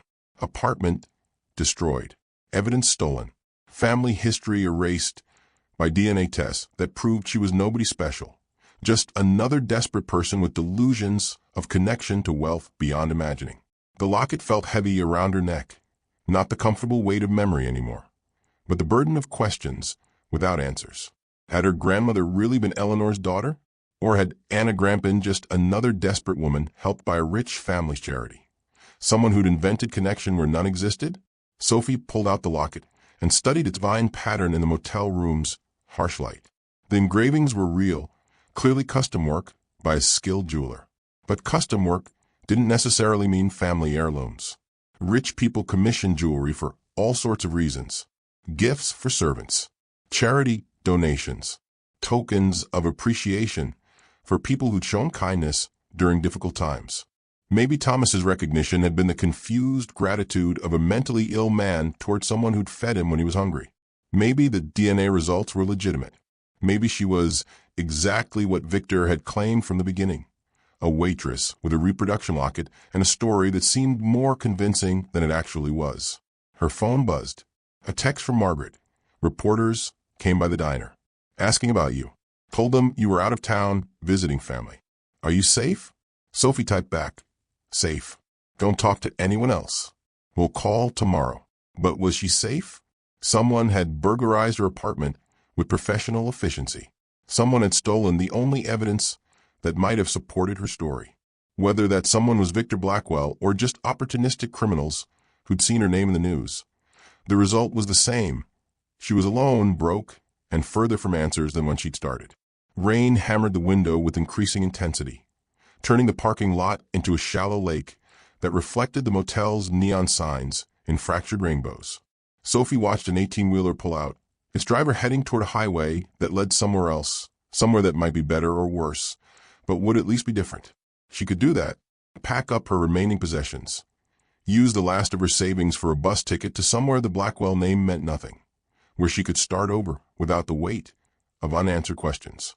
The locket would go with her, of course. Family heirloom or convincing fake, it was all she had left of her grandmother. But maybe that was enough. Maybe some mysteries weren't meant to be solved, were meant to stay buried with the people who'd taken them to their graves. Sophie reached for her backpack, ready to do exactly that. Mailed the locket back to the Blackwell estate with a note saying she'd been mistaken. Then disappear into the kind of anonymous life that powerful families couldn't be bothered to notice or destroy. Her phone buzzed again. 2:17 a.m. Unknown number. Check the photo negatives under UV light. Coffee shop on Main Street has blacklight printer. A friend. Sophie stared at the message, her heart hammering against her ribs. Photo negatives. Eleanor's negatives from the hidden vault compartment. The ones she'd photographed with her phone before everything had gone wrong. She pulled up her photo gallery, scrolled to the images Harrison had sent to her phone. The negatives were there, dark shapes against light backgrounds, impossible to read without proper development. But UV light revealed things that normal light couldn't show. Hidden inks, alterations, evidence that someone had tried very hard to erase. The coffee shop on Main Street, Bernie's 24-hour cafe. She'd walked past it 1,000 times, had never noticed if they had printing services. But if they did, if they had UV equipment for checking currency or detecting forgeries. Sophie looked at the rain streak window, at the parking lot that led to roads that led to highways that led to disappearing forever. Then she looked at her phone, at evidence that might prove everything she'd discovered or might prove nothing at all. At 2:18 a.m., in a motel room that smelled like industrial disinfectant and other people's disappointment, Sophie Grant made a choice. She grabbed her backpack and walked out into the rain. Bernie's 24-hour cafe sat on Main Street like a beacon for insomniacs and night shift workers, its windows glowing against the 3 a.m. darkness. Sophie had passed it thousands of times, but had never been inside. It was a kind of place that existed in the margins of small-town life, serving coffee to truck drivers and late-shift factory workers, and people whose lives operated outside normal hours.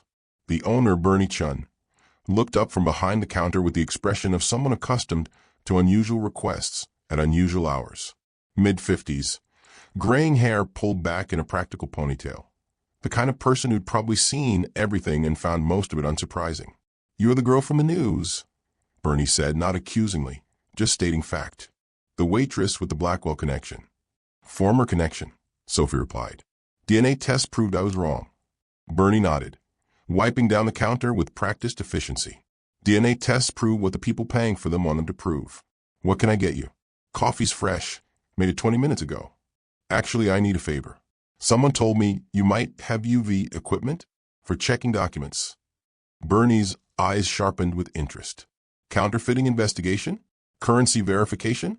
Or are we talking about detecting alterations in older documents?" "The third one. $5 for equipment rental, $10 for my expertise, if you need help interpreting results. Cash only. And I didn't see you here if anyone asks." Bernie disappeared into a back room, returning with a portable UV light and a magnifying glass. "What are we examining?" Sophie pulled out her phone, navigated to the photographs of Eleanor's negatives. They're photos of old film negatives. I need to see if UV light reveals anything that normal light doesn't show." Bernie took the phone, studied the images under the UV light. For several minutes, nothing happened. Then gradually, shapes began to emerge on the phone screen. Faint lines and markings that became clearer under ultraviolet illumination. "Interesting," Bernie murmured. "These negatives show evidence of chemical alteration. Someone used bleaching agents to remove parts of the original images, then re-expose the film to create what looks like natural aging." She adjusted the light angle. "But UV reveals the original chemical signatures. Want to see what was erased?" Sophie's hands shook as Bernie manipulated the UV light, bringing hidden details into focus. The negatives weren't just old photographs. They were documentation. Birth certificates, bank records, legal documents that someone had tried very carefully to alter. The first negative showed a birth certificate, mostly intact except for systematic alterations. Under UV light, the original text was clearly visible. Child. Anna Eleanor Blackwell Grant. Someone had chemically erased Blackwell dash from surname line, leaving only Grant. The date remained unchanged, April 14th, 1962. Mother, Eleanor Catherine Blackwell. "My God," Sophie whispered. "It's real. She really was Eleanor's daughter." The second negative revealed bank records, monthly payments from the Blackwell Trust to Anna Blackwell Grant from 1962 through April 1995. The payment amounts were substantial, enough to support a comfortable middle-class life, enough to explain how Sophie's grandmother had owned a house, had been able to help raise a granddaughter, had always seemed to have slightly more resources than her apparent income should have provided. The third negative was a legal document, Eleanor's handwritten addendum to her will, dated just weeks before her death. Under UV light, the text was clear. Additional provisions for my daughter Anna, known as Anna Grant, and her descendants. Trust distribution to be divided equally among Catherine's line, Margaret's line, and Anna's line in perpetuity. "Someone went to considerable effort to erase this," Bernie observed, adjusting the light to reveal more details. "Professional-grade chemical alteration. Expensive. The kind of document forgery that requires expertise and resources." Sophie photographed everything under UV illumination, creating clear documentation of the original text, evidence that her grandmother had been Eleanor's daughter, Evidence that the trust was meant to be divided 3 ways, not 2. Evidence that someone had spent considerable time and money ensuring Anna's line was written out of family history. "There's something else," Bernie said, pointing to a corner of the birth certificate negative. "Look at this marking here." Under UV light, a stamp became visible. Official certification from a laboratory. Not just any laboratory. Helix Genetics, the same company that had processed Sophie's DNA samples for the Blackwell family. This birth certificate was processed by the same lab that ran your genetic testing. Bernie said quietly, "That's not a coincidence." Sophie felt pieces clicking into place with sickening clarity. Victor hadn't just corrupted her DNA samples. He'd been systematically altering documentation for years, using Helix Genetics to provide scientific credibility to his manufactured narrative. Her phone buzzed. Another text from the unknown number. "Lab tech who processed your DNA left town yesterday. Paid cash for one-way ticket to Mexico. Car found abandoned at airport. Chain of custody was compromised. A friend." Sophie looked at the evidence spread before her. UV revealed alterations, chemical forgeries, a DNA laboratory that appeared to be complicit in document fraud spanning decades. She photographed everything again, uploaded the images to cloud storage, sent copies to 3 different email accounts. "Bernie, I need one more favor. If something happens to me, if I disappear or have an accident or suddenly decide to leave town without telling anyone, I need you to send these photographs to the FBI. Can you do that?" Bernie studied Sophie's face, reading the fear and determination there. "What kind of people are you dealing with, kid? The kind who have been stealing from a trust fund for 30 years. The kind who commission professional burglaries to destroy evidence. The kind who own DNA laboratories and use them to manufacture scientific proof that supports their preferred version of reality." Bernie nodded slowly. "I'll keep copies. But Sophie, get out of town. Tonight. These people have killed for less money than what you're threatening to cost them." Sophie looked at the evidence one final time. Proof that she was Anna's granddaughter. That Eleanor's trust was meant to include her line. That Victor had been committing systematic fraud for decades.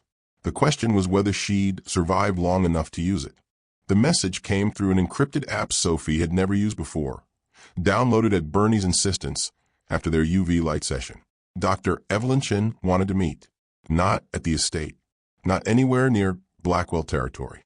A diner on the outskirts of Hartford, neutral ground where security cameras belonged to strangers and loyalty couldn't be purchased with family money.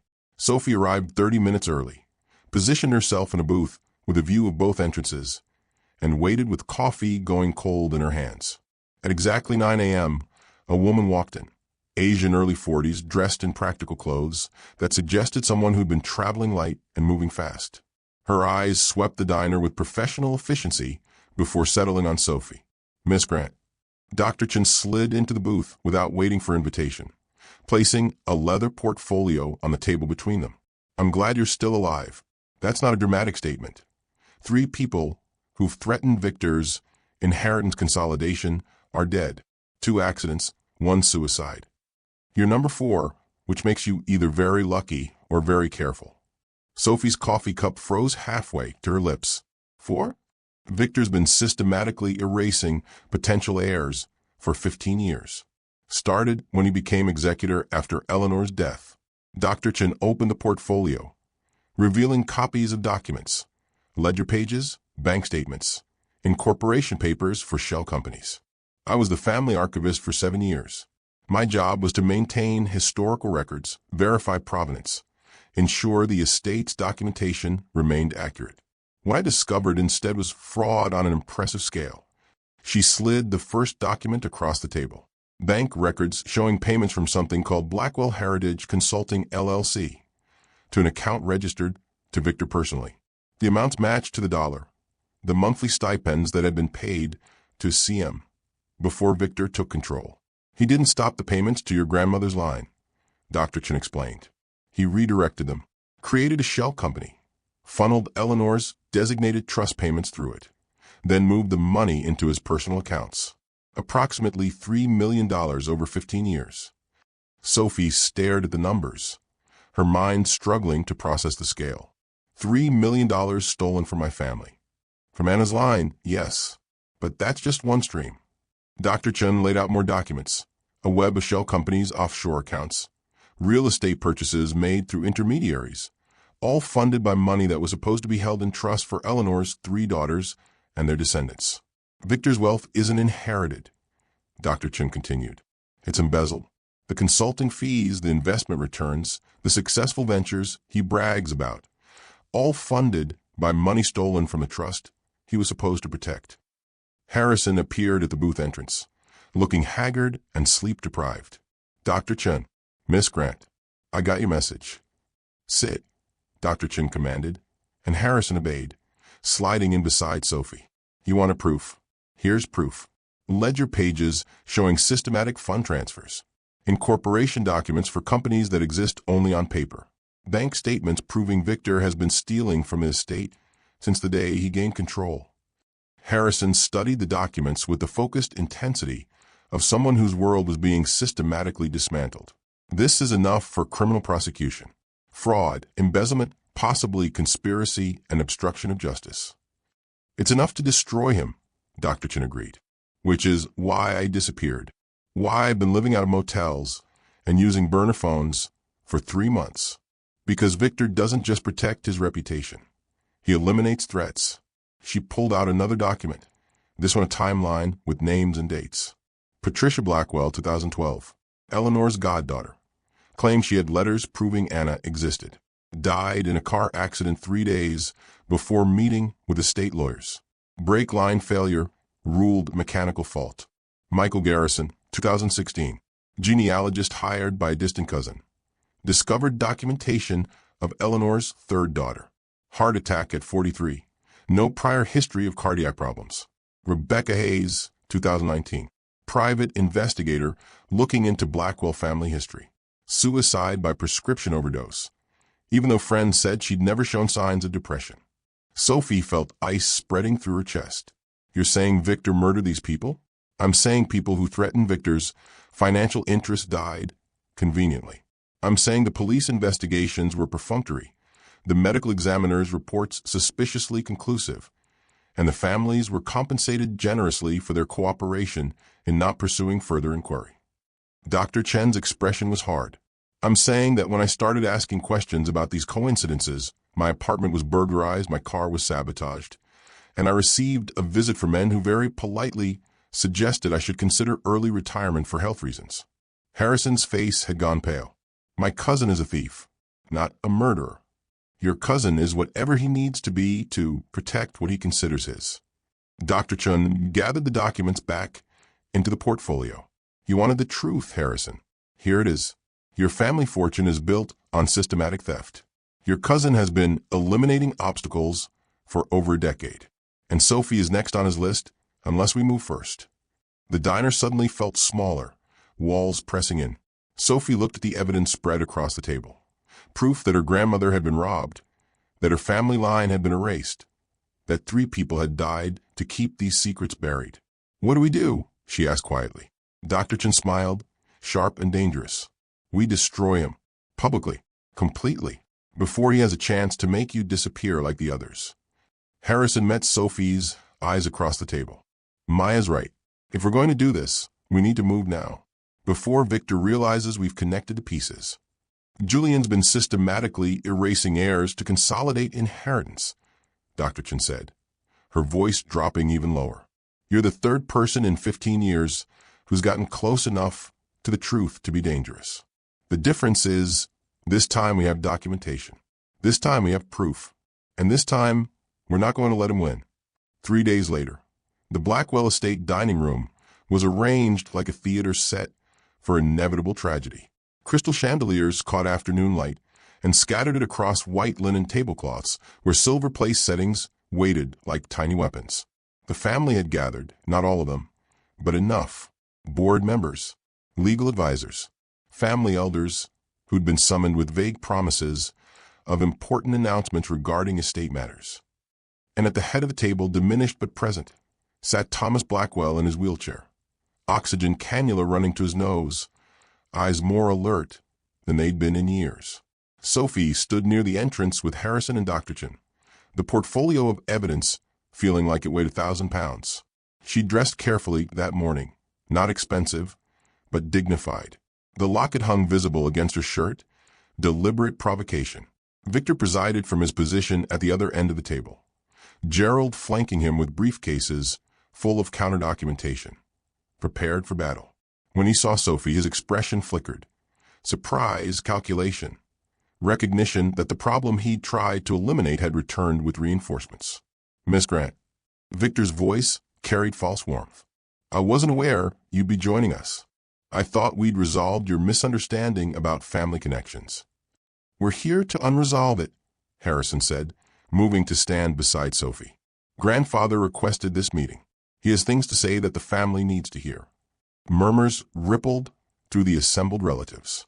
Thomas's hand rose, trembling but determined, commanding silence through sheer force of will. I asked him here, Thomas said, his voice weak but clear. Sophie Grant is Anna's granddaughter, Eleanor's great-granddaughter, and she's owed 30 years of truth. Sophie stepped forward and placed the portfolio on the table. These are estate records, payment ledgers showing monthly stipends to my grandmother from 1962 to 1995, incorporation documents for shell companies used to redirect those payments after Eleanor died, bank statements proving systematic embezzlement of trust funds. She opened the portfolio, began arranging documents where everyone could see. UV revealed birth certificates, Eleanor's hidden letter, the timeline of convenient deaths, Dr. Chen's meticulously documented evidence of fraud spanning decades. My grandmother was Eleanor's third daughter, Sophie continued, her voice steady despite the tremor in her hands. She was erased from family records written out of the trust, and her line was systematically robbed of millions of dollars that were legally ours. The room erupted, voices overlapping, questions shouted. Board members reaching for documents to examine more closely. Victor sat motionless, his expression controlled but his eyes calculating rapidly. Gerald stood, his legal training kicking in with practiced efficiency. These documents are meaningless without proper chain of custody. Miss Grant, how did you obtain estate records? Did you steal them? Photograph them without permission? I found them where Eleanor hid them, Sophie replied. In the vault she designated for Anna's heir, using the combination encoded in the locket she gave my grandmother. Victor's mask finally slipped, just for a moment, fury breaking through corporate politeness. But he recovered quickly, reached into his own briefcase, and produced a bound report.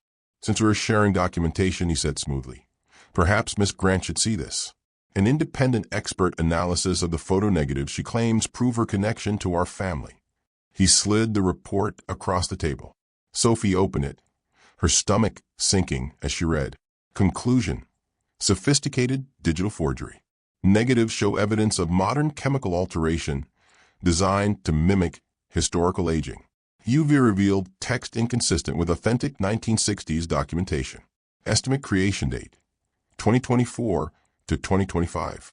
The expert's credentials filled 2 pages. PhD from MIT. Consultant to major museums. Testimony in federal fraud cases. Unimpeachable authority declaring Sophie's evidence fake. You see, Victor said, his voice carrying to every corner of the room.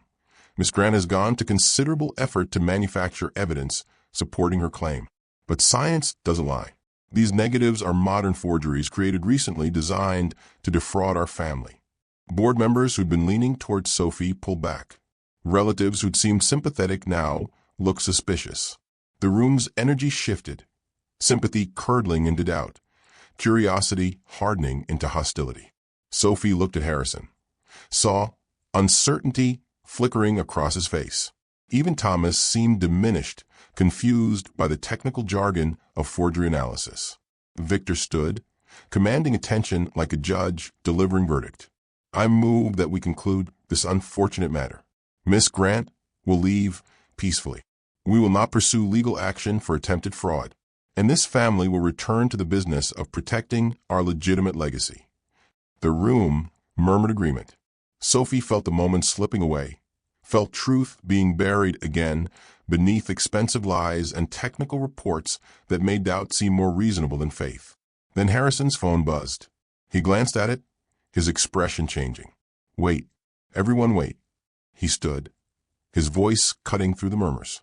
I have something to say. And when I'm done, Victor's expert report won't matter anymore. Harrison pulled his own phone from his pocket, connected it to the dining room's presentation screen. Images appeared, high-resolution photographs of a locket around Sophie's neck, taken from multiple angles under professional lighting. 3 days ago, Harrison began, his voice steady and deliberate, I took Sophie's locket to Marcus Goldstein, the most respected jewelry authenticator in New England. He's verified pieces for the Smithsonian, the Met, the Getty Museum. His reputation is beyond question. A document appeared on screen, Goldstein's authentication report, complete with microscopic photographs of the locket's maker's mark. The vine pattern isn't decorative. It's a signature. Bartholomew Winters, Boston jeweler, created exactly 3 pieces with this specific design in June 1961, all commissioned by Eleanor Blackwell for her 3 daughters. The maker's mark is here. Harrison zoomed in on a microscopic stamp, hidden beneath the clasp mechanism where only the creator and someone who knew to look would find it. He pulled up the estate's own catalog, archived photographs of Eleanor's jewelry collection from 1962. 3 lockets, photographed side by side, identical vine patterns visible on all 3. According to our estate records, Harrison continued, 2 lockets are accounted for. 1 passed to my grandmother Catherine, 1 to her sister Margaret, both currently in our vault, cataloged and verified. The 3rd was listed as missing in 1995, right after Eleanor died.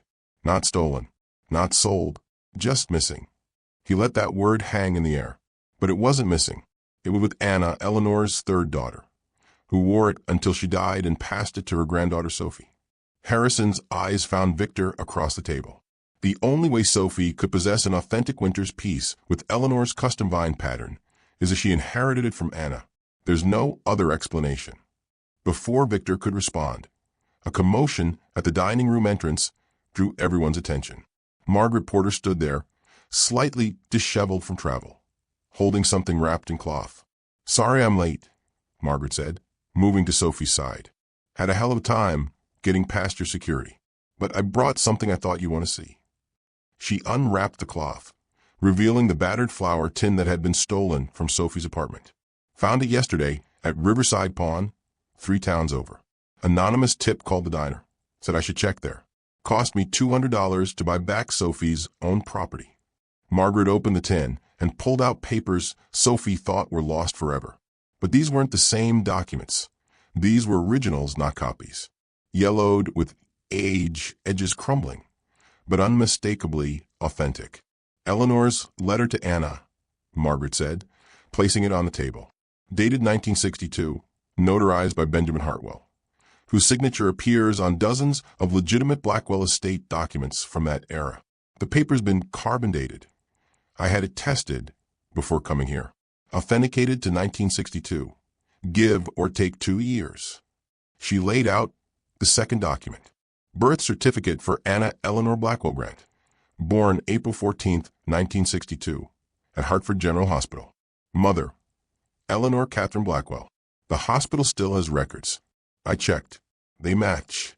The final document was Eleanor's will amendment, handwritten and notarized, designating trust provisions for my 3 daughters, Catherine, Margaret, and Anna. This amendment was filed with Hartford Probate Court in January 1995. Margaret continued. Public record. Anyone could have looked it up, but you'd need to know Anna's full name to search for it. And Victor made very sure nobody knew that name. The dining room had gone silent. Board members passed the documents between themselves, examining notary seals, comparing handwriting to known Eleanor samples, checking dates against historical records. Gerald reached for the documents, studied them with increasing concern. His professional mask finally cracked. These are legitimate. The notary seal is authentic. The probate filing is a matter of public record. He looked at Victor, something like betrayal flickering across his features. You told me the 3rd daughter was a rumor. You told me there was no documentation.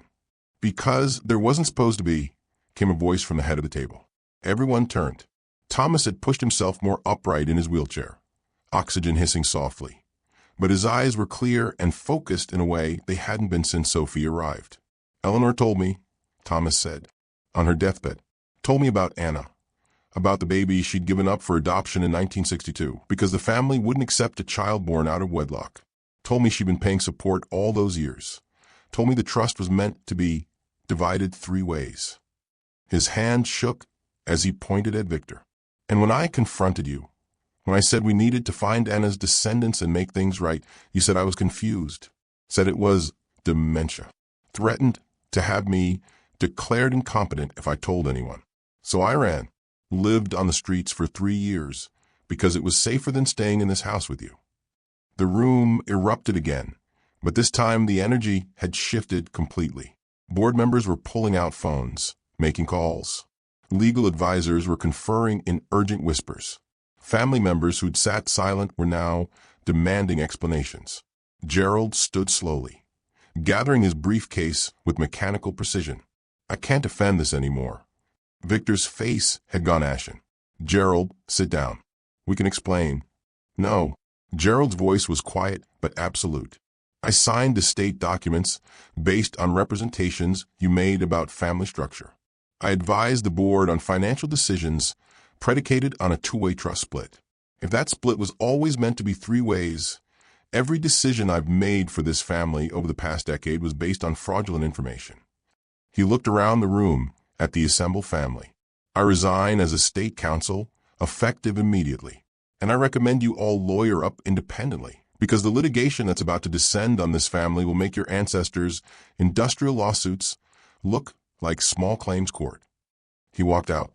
The door closed behind him with soft finality. Through the dining room windows, Sophie could see what Gerald had meant. News vans pulling up outside the estate gates. Satellite dishes rising like mechanical flowers. Reporters gathering in clusters with cameras and microphones. Someone had leaked the story. The confrontation was no longer private, and Victor Blackwell, sitting at the head of a table covered in evidence of his crimes, finally looked like what he was, a thief whose luck had run out.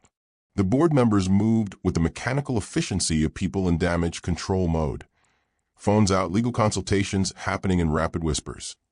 Decades of training in crisis management activating simultaneously. But this crisis was different than market fluctuations or PR disasters. This was existential. Catherine Blackwell Morrison, Harrison's mother and Eleanor's granddaughter through the acknowledged line, stood abruptly. I want full audits. Every account, every trust, distribution, every financial transaction Victor has authorized since 1995. Other board members nodded agreement. Robertson, the family's chief financial officer, was already pulling up spreadsheets on his tablet.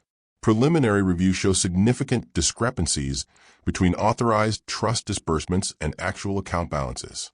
We're talking tens of millions in unexplained variance.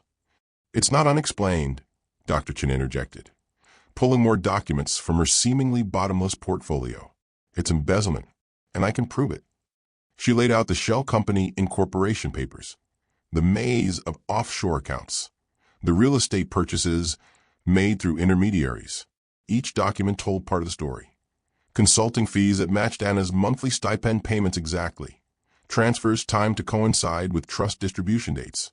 Properties purchased through holding companies that Victor secretly controlled. Blackwell Heritage Consulting received $8.3 million over 15 years, Dr. Chin continued, her finger tracing the paper trail. The company has no employees, no office, no legitimate business operations. It exists solely to funnel trust money into Victor's personal accounts. Harrison pulled up email records on the presentation screen. Correspondence between Victor and Helix Genetics, the DNA testing laboratory. And here's proof of the DNA fraud. Victor paid the lab director $50,000 to substitute Sophie's sample with genetic material from an unrelated donor. The chain of custody was deliberately corrupted to ensure the test results matched his preferred narrative. Victor sat frozen, his carefully constructed world crumbling in real time. His face had gone from confident to calculating to something approaching panic as each piece of evidence landed like a hammer blow. This is circumstantial, he tried, his voice lacking its usual authority. Shell companies aren't illegal. Corporate restructuring. Murder is illegal, Dr. Chin interrupted, her voice cutting through his protests. Patricia Blackwell, Michael Garrison, Rebecca Hayes. 3 people who discovered Anna's existence. 3 convenient deaths over 7 years. She laid out another timeline. Dates of discovery matched against dates of death. Insurance payouts to families who agreed not to pursue investigations. Police reports that concluded too quickly with too little scrutiny. I can't prove you hired the killers, Dr. Chin admitted, but I can prove you benefited from their deaths. I can prove you paid off investigators to close cases early. I can prove you transferred money to offshore accounts within days of each death. Thomas spoke then, his voice stronger than it had been all morning. I confronted you after Rebecca Hayes died. Remember? I said the coincidences were too much to ignore, that we needed independent investigation. And you threatened me. Said if I pursued it, you'd have me declared incompetent and locked away. That's when I ran. The room had gone silent except for camera shutters clicking outside. Through the dining room windows, Sophie could see the press corps had grown.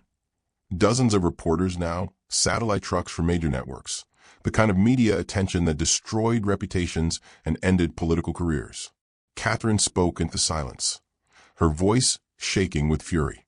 Victor, you're suspended from all estate duties effective immediately. Security will escort you to collect personal belongings. Then you're barred from the property pending criminal investigation. You can't, Victor started. I can, and I am. As chair of the board and primary beneficiary of Catherine's line, I'm exercising emergency oversight authority. Catherine's corporate training showed through grief and rage. Gerald was right. The litigation coming will be historic. But it'll be worse if we're seen protecting you. Board members were already on phones, calling attorneys, notifying authorities, beginning the complex machinery of damage control. Victor sat alone at the table's head. The emperor revealed to have no clothes, no legitimacy, nothing but decades of carefully constructed lies now exposed to harsh light.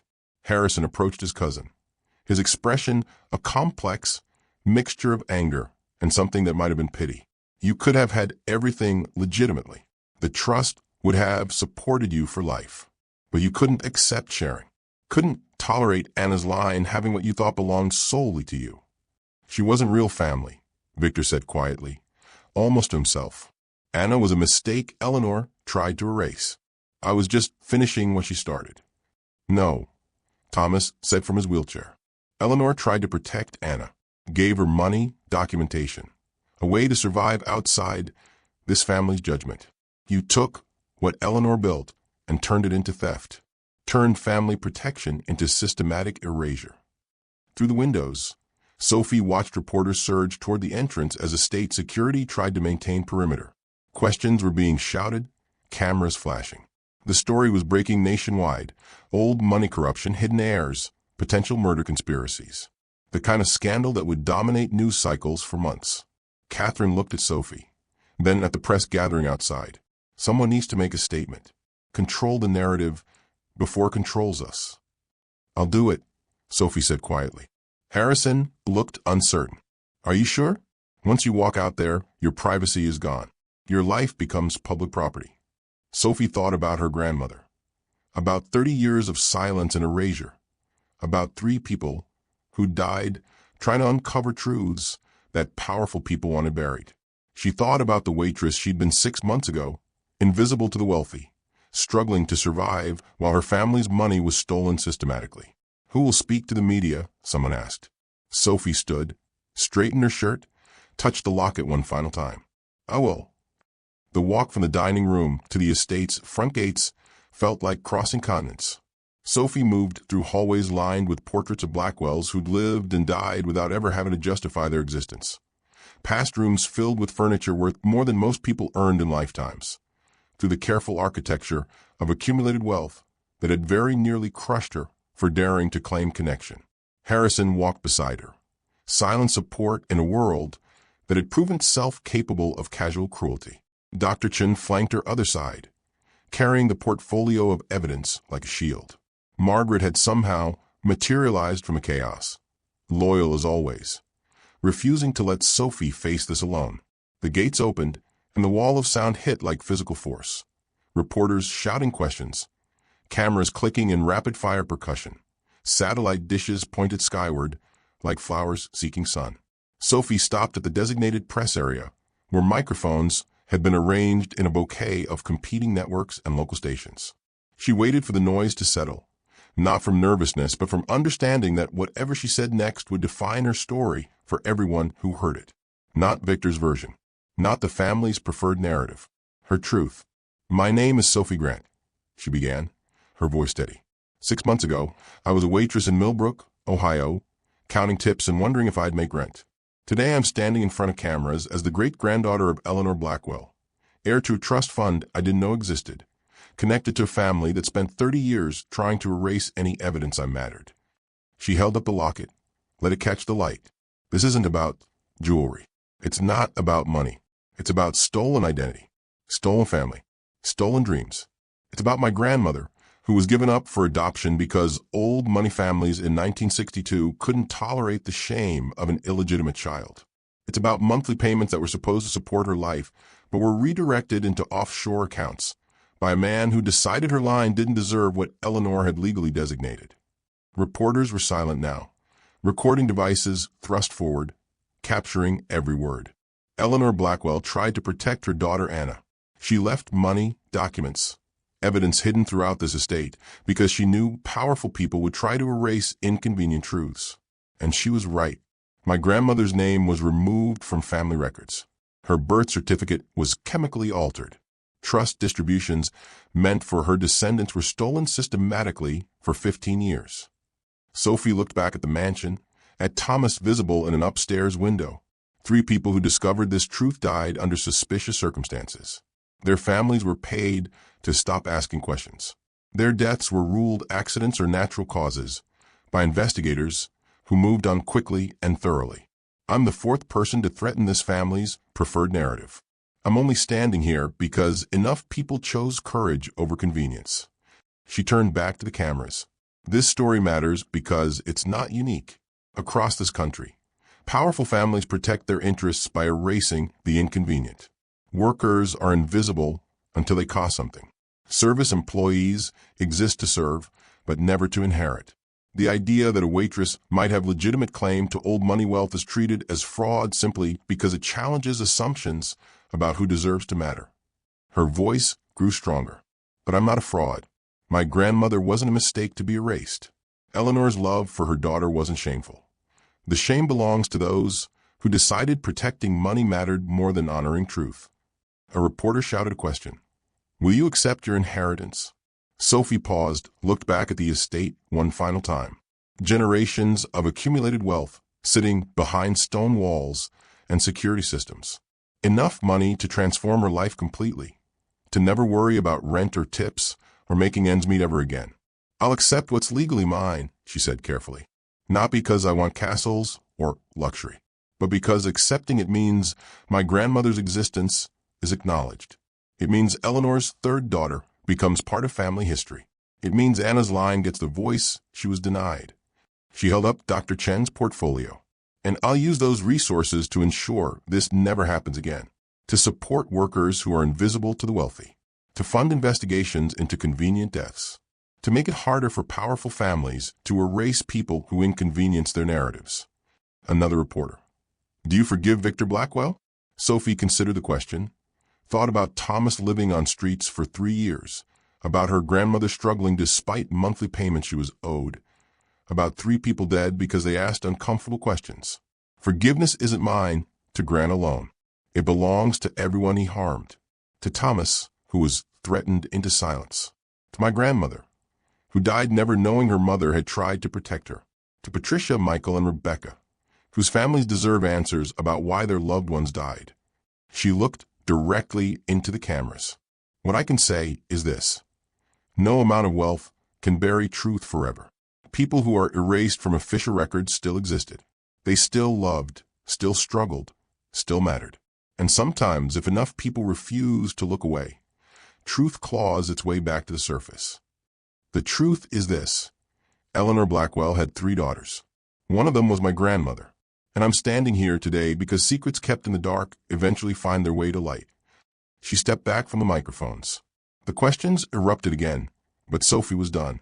She'd said what needed saying. She'd claimed her grandmother's story. She'd made it impossible for anyone to erase Anna's existence ever again. Harrison appeared at her elbow. That was brave. That was necessary, Sophie corrected. Being brave is when you have choices. I stopped having choices the moment I gave a homeless man my lunch, and he recognized my locket. They walked back through the gates, leaving the press to dissect her words and speculate about lawsuits and criminal charges and family dysfunction. Behind her, the story she just told would spread across networks and websites, would be discussed and analyzed and used as evidence of exactly what she described. The casual erasure of inconvenient people by those with resources to make problems disappear. But this time, the problem hadn't disappeared. This time, truth had survived. And sometimes, survival was victory enough. 6 months had rewritten Sophie Grant's entire world in ways that still felt surreal when she stopped to think about them. The legal battles had been fierce, depositions, testimony, forensic accountants dissecting 30 years of financial records while Victor's remaining allies fought every revelation with motions and countermotions. But truth, backed by Eleanor's hidden documentation and Dr. Chen's meticulous evidence, had proven stronger than expensive lawyers. The trust reformation lawsuit concluded in March with court-ordered restoration of Anna's line as equal beneficiaries. Anna Blackwell Grant received posthumous recognition in family records, her name inscribed in the state registry alongside her sisters Catherine and Margaret. The embezzled funds, nearly $8 million after investigation revealed the full scope of Victor's schemes, were recovered through asset seizures and restitution orders. Sophie chose not to take the money for herself. Instead, working with Harrison and a team of advisors who actually worked for her interests rather than family preservation, she established the Anna Grant Memorial Foundation.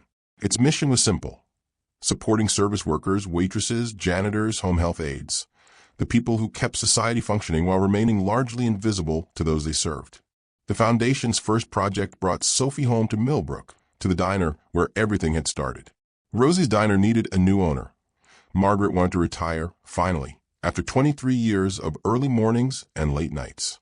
The foundation purchased the property, renovated the kitchen, updated equipment that had been held together with duct tape and prayer, then made Margaret a co-owner with guaranteed income and reduced hours. The community meal program launched in April, serving free lunches to anyone who needed them. No questions asked, no paperwork required, just food and dignity. The way Sophie had offered food to a homeless man who turned out to be Thomas Blackwell. On a Tuesday morning in late May, Sophie stood behind the Rosie's Diner counter wearing the same style of uniform she'd worn 6 months ago, pouring coffee for regulars who'd known her since she started working there at 19. The foundation could have paid for staff, could have hired managers to run operations. But Sophie wanted to be here some days, wanted to remember where she came from, wanted to stay connected to the reality of work that made your feet ache and your back hurt and your dreams feel impossibly distant. Mrs. Rodriguez came in for her usual scrambled eggs, wheat toast, coffee with cream. She looked at Sophie with eyes that held both pride and concern. "You know you don't have to do this anymore, honey. You're a millionaire now. You could be anywhere." Sophie refilled Mrs. Rodriguez's coffee cup with practiced ease. "Some things are worth keeping," she said, her hand moving unconsciously to the locket around her neck. "Some places matter more than money." The care facility where Thomas Blackwell now lived was nothing like the sterile medical wing of the estate, where Victor had kept him contained and controlled. Riverside Gardens sat on 5 acres overlooking the Connecticut River, its rooms designed to feel like apartments rather than hospital rooms, its staff trained in dignity-focused care rather than just medical management. Sophie visited every Tuesday afternoon, a routine that had begun during the legal proceedings and continued after. Thomas was stronger now. Physical therapy had helped, proper nutrition had helped, but mostly it seemed that having truth acknowledged had helped. Being believed, being vindicated, having his warnings proven right after 3 years of being dismissed as confused or delusional. They sat in the facility's garden room, afternoon sunlight painting everything gold, tea cooling in porcelain cups that Thomas could now hold without significant tremor. He looked different than he had in that midnight encounter at the diner, cleaned up, properly medicated. But more than that, he looked unburdened. "I'm sorry," Thomas said quietly, not for the first time. for running instead of fighting, for letting Victor control the narrative for so long, for leaving you and your grandmother to fend for yourselves while I hid from my own family. Sophie covered his hand with hers. You survived. That's what matters. And when it counted, when I needed someone to speak the truth, you did. Still, 3 years on the streets, 3 years of you struggling in that diner, counting tips, wondering why nothing ever seemed to get easier. Thomas's eyes filled with a particular regret of old men looking back at choices they couldn't unmake. The payment your grandmother was supposed to receive, $8 million over 30 years.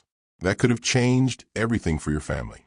It did change everything, Sophie replied. Just not the way Eleanor planned, but maybe changed things in a better way.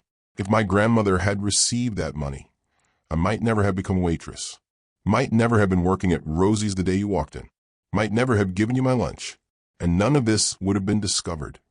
The garden room door opened, and Harrison entered carrying a briefcase and an expression of cautious optimism.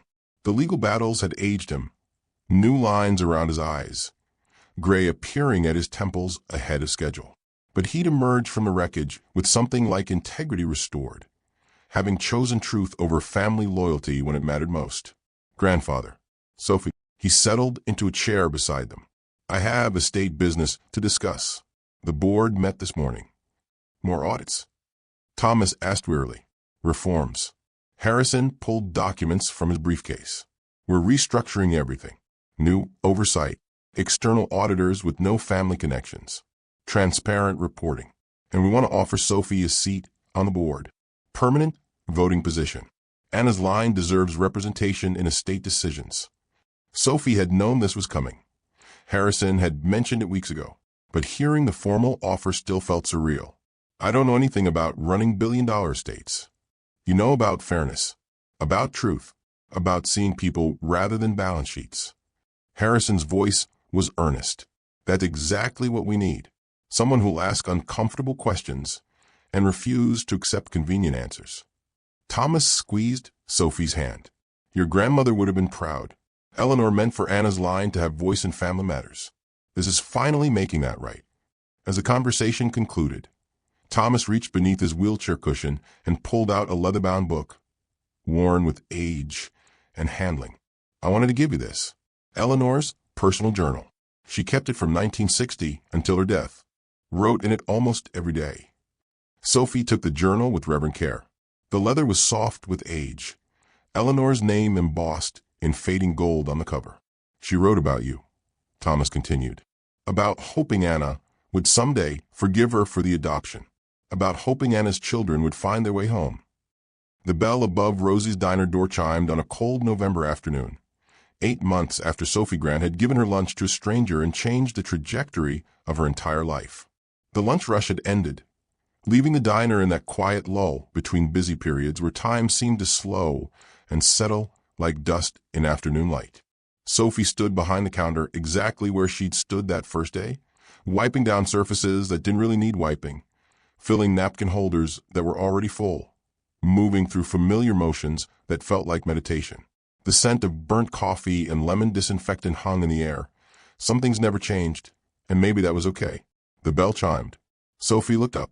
A young woman stood in the doorway, maybe 22, wearing clothes that had seen better days and carrying everything she owned in a backpack that had been patched with duct tape. Her face carried the particular weariness of someone who'd been traveling too long, sleeping too little, making the kind of hard choices that left marks. The woman hesitated in the entrance, reading the room with careful assessment. Her eyes found the help-wanted sign in the window, Margaret's handwriting, posted 3 days ago. Sophie recognized that hesitation, that uncertainty, that specific fear of taking up space you weren't sure you'd earned. She'd stood in 100 doorways with that exact expression. Can I help you? Sophie asked, her voice warm. The woman swallowed. I saw your sign. About the waitress position? I don't have much experience, but I'm a hard worker and I really need. You can sit anywhere, Sophie interrupted gently. Have you eaten today? The woman's eyes filled with tears she was too proud to let fall. I know, but I'm here about the job, not for... Sophie was already moving, pulling out a plate, assembling a turkey melt just like the one she'd given to Thomas Blackwell 8 months ago. Fries, an apple, Coffee with cream. Job interview works better on a full stomach. Trust me. She placed the plate on the counter. The woman stared at it like Sophie had handed her salvation. "I'm Sophie," she said, extending her hand. "I own this place. And yeah, we need help. But first, eat." The woman took Sophie's hand, shook it with the careful gratitude of someone unused to kindness without conditions. "I'm Rachel, and thank you. You have no idea." "I have every idea," Sophie said, touching the locket around her neck without thinking. "I've been exactly where you are, hungry, tired, wondering if anyone would give me a chance." Through the diner windows, Millbrook looked exactly as it always had. Small storefronts, familiar faces, the particular rhythm of a town that had seen better days but kept showing up anyway. But something had shifted in those 8 months. The community meal program served 60 people daily. The Foundation Scholarship Fund had helped 12 service workers return to school. Margaret was finally sleeping past 5 a.m. some days. Sophie poured herself a cup of coffee, leaned against the counter, and watched Rachel eat with the focused intensity of someone for whom food wasn't guaranteed. The locket warmed against her skin, Eleanor's legacy and his inheritance. Sophie's reminder that small acts of kindness could change everything. Some stories end with castles. This one ends where it began, with a choice to see the person, not the problem. And that choice changes everything. The months that followed wove themselves into a new kind of normal. Board meetings in Hartford where Sophie asked uncomfortable questions about equitable wealth distribution. Afternoons in the diner where she poured coffee and listened to stories of people struggling in ways she understood intimately.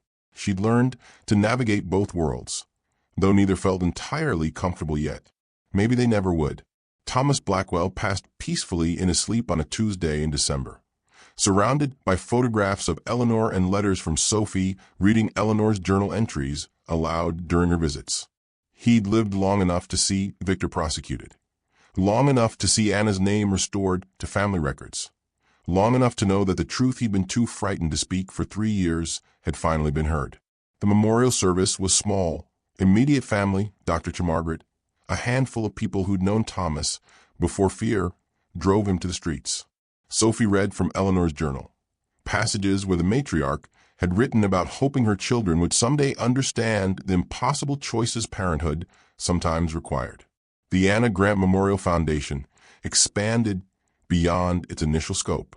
Scholarship programs for service workers, emergency funds for families facing eviction, legal assistance for workers dealing with wage theft, and a new initiative Sophie was particularly proud of, the Truth Recovery Project, funding investigations into suspicious deaths where powerful families had pressured authorities to close cases quickly. Patricia Blackwell's family finally got answers about brake lines that had been deliberately cut. Michael Garrison's family learned about pharmaceutical tampering that had caused his fatal heart attack. Rebecca Hayes' family discovered evidence of staged suicide that police had been paid to ignore. Justice came slowly, but it came. Harrison reformed the Blackwell estate with methodical determination, implementing oversight structures that made Victor's brand of systematic theft nearly impossible. External auditors reviewed every transaction. Quarterly reports went to all beneficiaries, not just board members. Investment decisions required unanimous approval from representatives of all 3 family lines, Catherine's, Margaret's, and Anna's. Sophie split her time between worlds that had never been meant to intersect.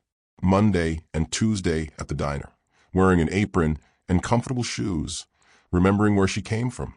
Wednesday through Friday in Hartford, wearing clothes that fit the boardroom, ensuring Anna's line had voice in family decisions. Weekends were her own, time to process, to rest, to figure out who Sophie Grant was becoming in the space between waitress and heiress. The locket never left her neck. It had been appraised at $12,000 based on craftsmanship and historical significance. Sophie had been offered substantially more by collectors who wanted a piece of the scandal. She'd refused every offer. Some things weren't for sale. Some connections to the past mattered more than their market value. Rachel, the young woman who'd walked into the diner that November afternoon, was thriving. She'd taken the waitress position, moved into an apartment the foundation helped secure, started community college classes funded by the scholarship program. Sophie watched her navigate the same struggles she'd faced and saw her younger self reflected back, determined, exhausted, refusing to be defined by circumstances that tried to shrink her into invisibility. On a quiet January evening, Sophie sat in her small apartment. She'd kept it despite being able to afford much better, and opened Eleanor's journal to a passage she'd marked months ago. I wonder if the choices we make to protect our children end up harming them in ways we never intended. I gave Anna away to save her from scandal, and in doing so, I sentenced her to a life without family, without inheritance, without the knowledge that she was loved. Was I protecting her, or was I protecting myself from judgment? The older I get, the less certain I am that there's a difference. Sophie traced her grandmother's name in the journal, Anna, written over and over in Eleanor's elegant script, a litany of love and regret spanning decades.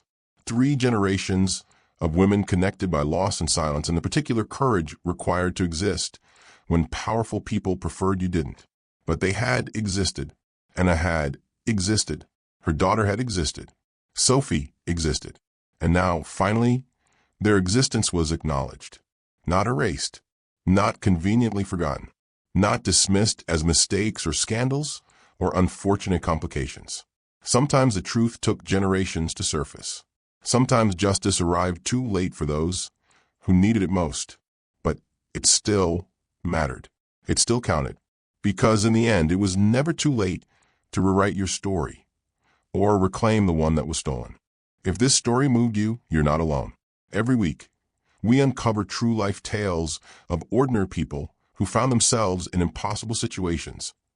Waitresses who discovered they were heirs, teachers who exposed billion-dollar frauds, nurses who unraveled family conspiracies that had been buried for generations. These aren't fairy tales. They're real stories about real courage. The kind that happens when someone refuses to accept convenient lies, when truth matters more than comfort, when justice is worth fighting for even when the odds seem impossible. Sophie Grant gave away her lunch to a homeless stranger. That single choice, that moment of quiet kindness, unraveled 30 years of carefully constructed fraud and restored a stolen inheritance worth millions. But this story isn't about money. It's about something far more valuable. The truth that no amount of wealth can bury forever. Would you have given away your lunch? Would you have pursued the truth when everyone told you to walk away? Would you have stood in front of cameras and claimed a family that had spent decades erasing your existence? Subscribe before the next story drops. Because hidden talents and quiet mercy deserve recognition. Because service workers matter just as much as billionaires. Because sometimes the person everyone overlooks turns out to be the one who changes everything. Every week, we bring you stories that will stay with you long after the video ends. Tales of impossible encounters, hidden truths, and the courage required to claim your story when powerful people would rather you stay silent. If you believe that truth matters more than reputation, that kindness can change the world, that ordinary people are capable of extraordinary courage, hit that subscribe button. Turn on notifications so you never miss a story. And if you're still here, if something about Sophie's journey resonated with you, drop a comment. Tell us, what would you have done if a billionaire walked into your workplace asking about your grandmother's necklace? Would you have trusted Harrison? Would you have confronted Victor? Would you have taken the scholarship money and walked away? Your story matters too. Your voice matters. Your courage, even when it doesn't feel like courage, changes the world in ways you might never see. The locket rested on the diner counter, catching afternoon light through Rosie's windows. Vine patterns visible even after generations of wear. Eleanor's legacy. Anna's inheritance. Sophie's reminder that some truths survive even when buried. That some love transcends even death and silence. That some stories demand to be told no matter how many years pass before someone brave enough finally speaks. This was one of those stories. And there are thousands more waiting to be uncovered. Stories of hidden heirs, forgotten justice, and the particular courage of people who refuse to disappear just because someone powerful wishes they would. Subscribe now. The next story might be even closer to home than you think.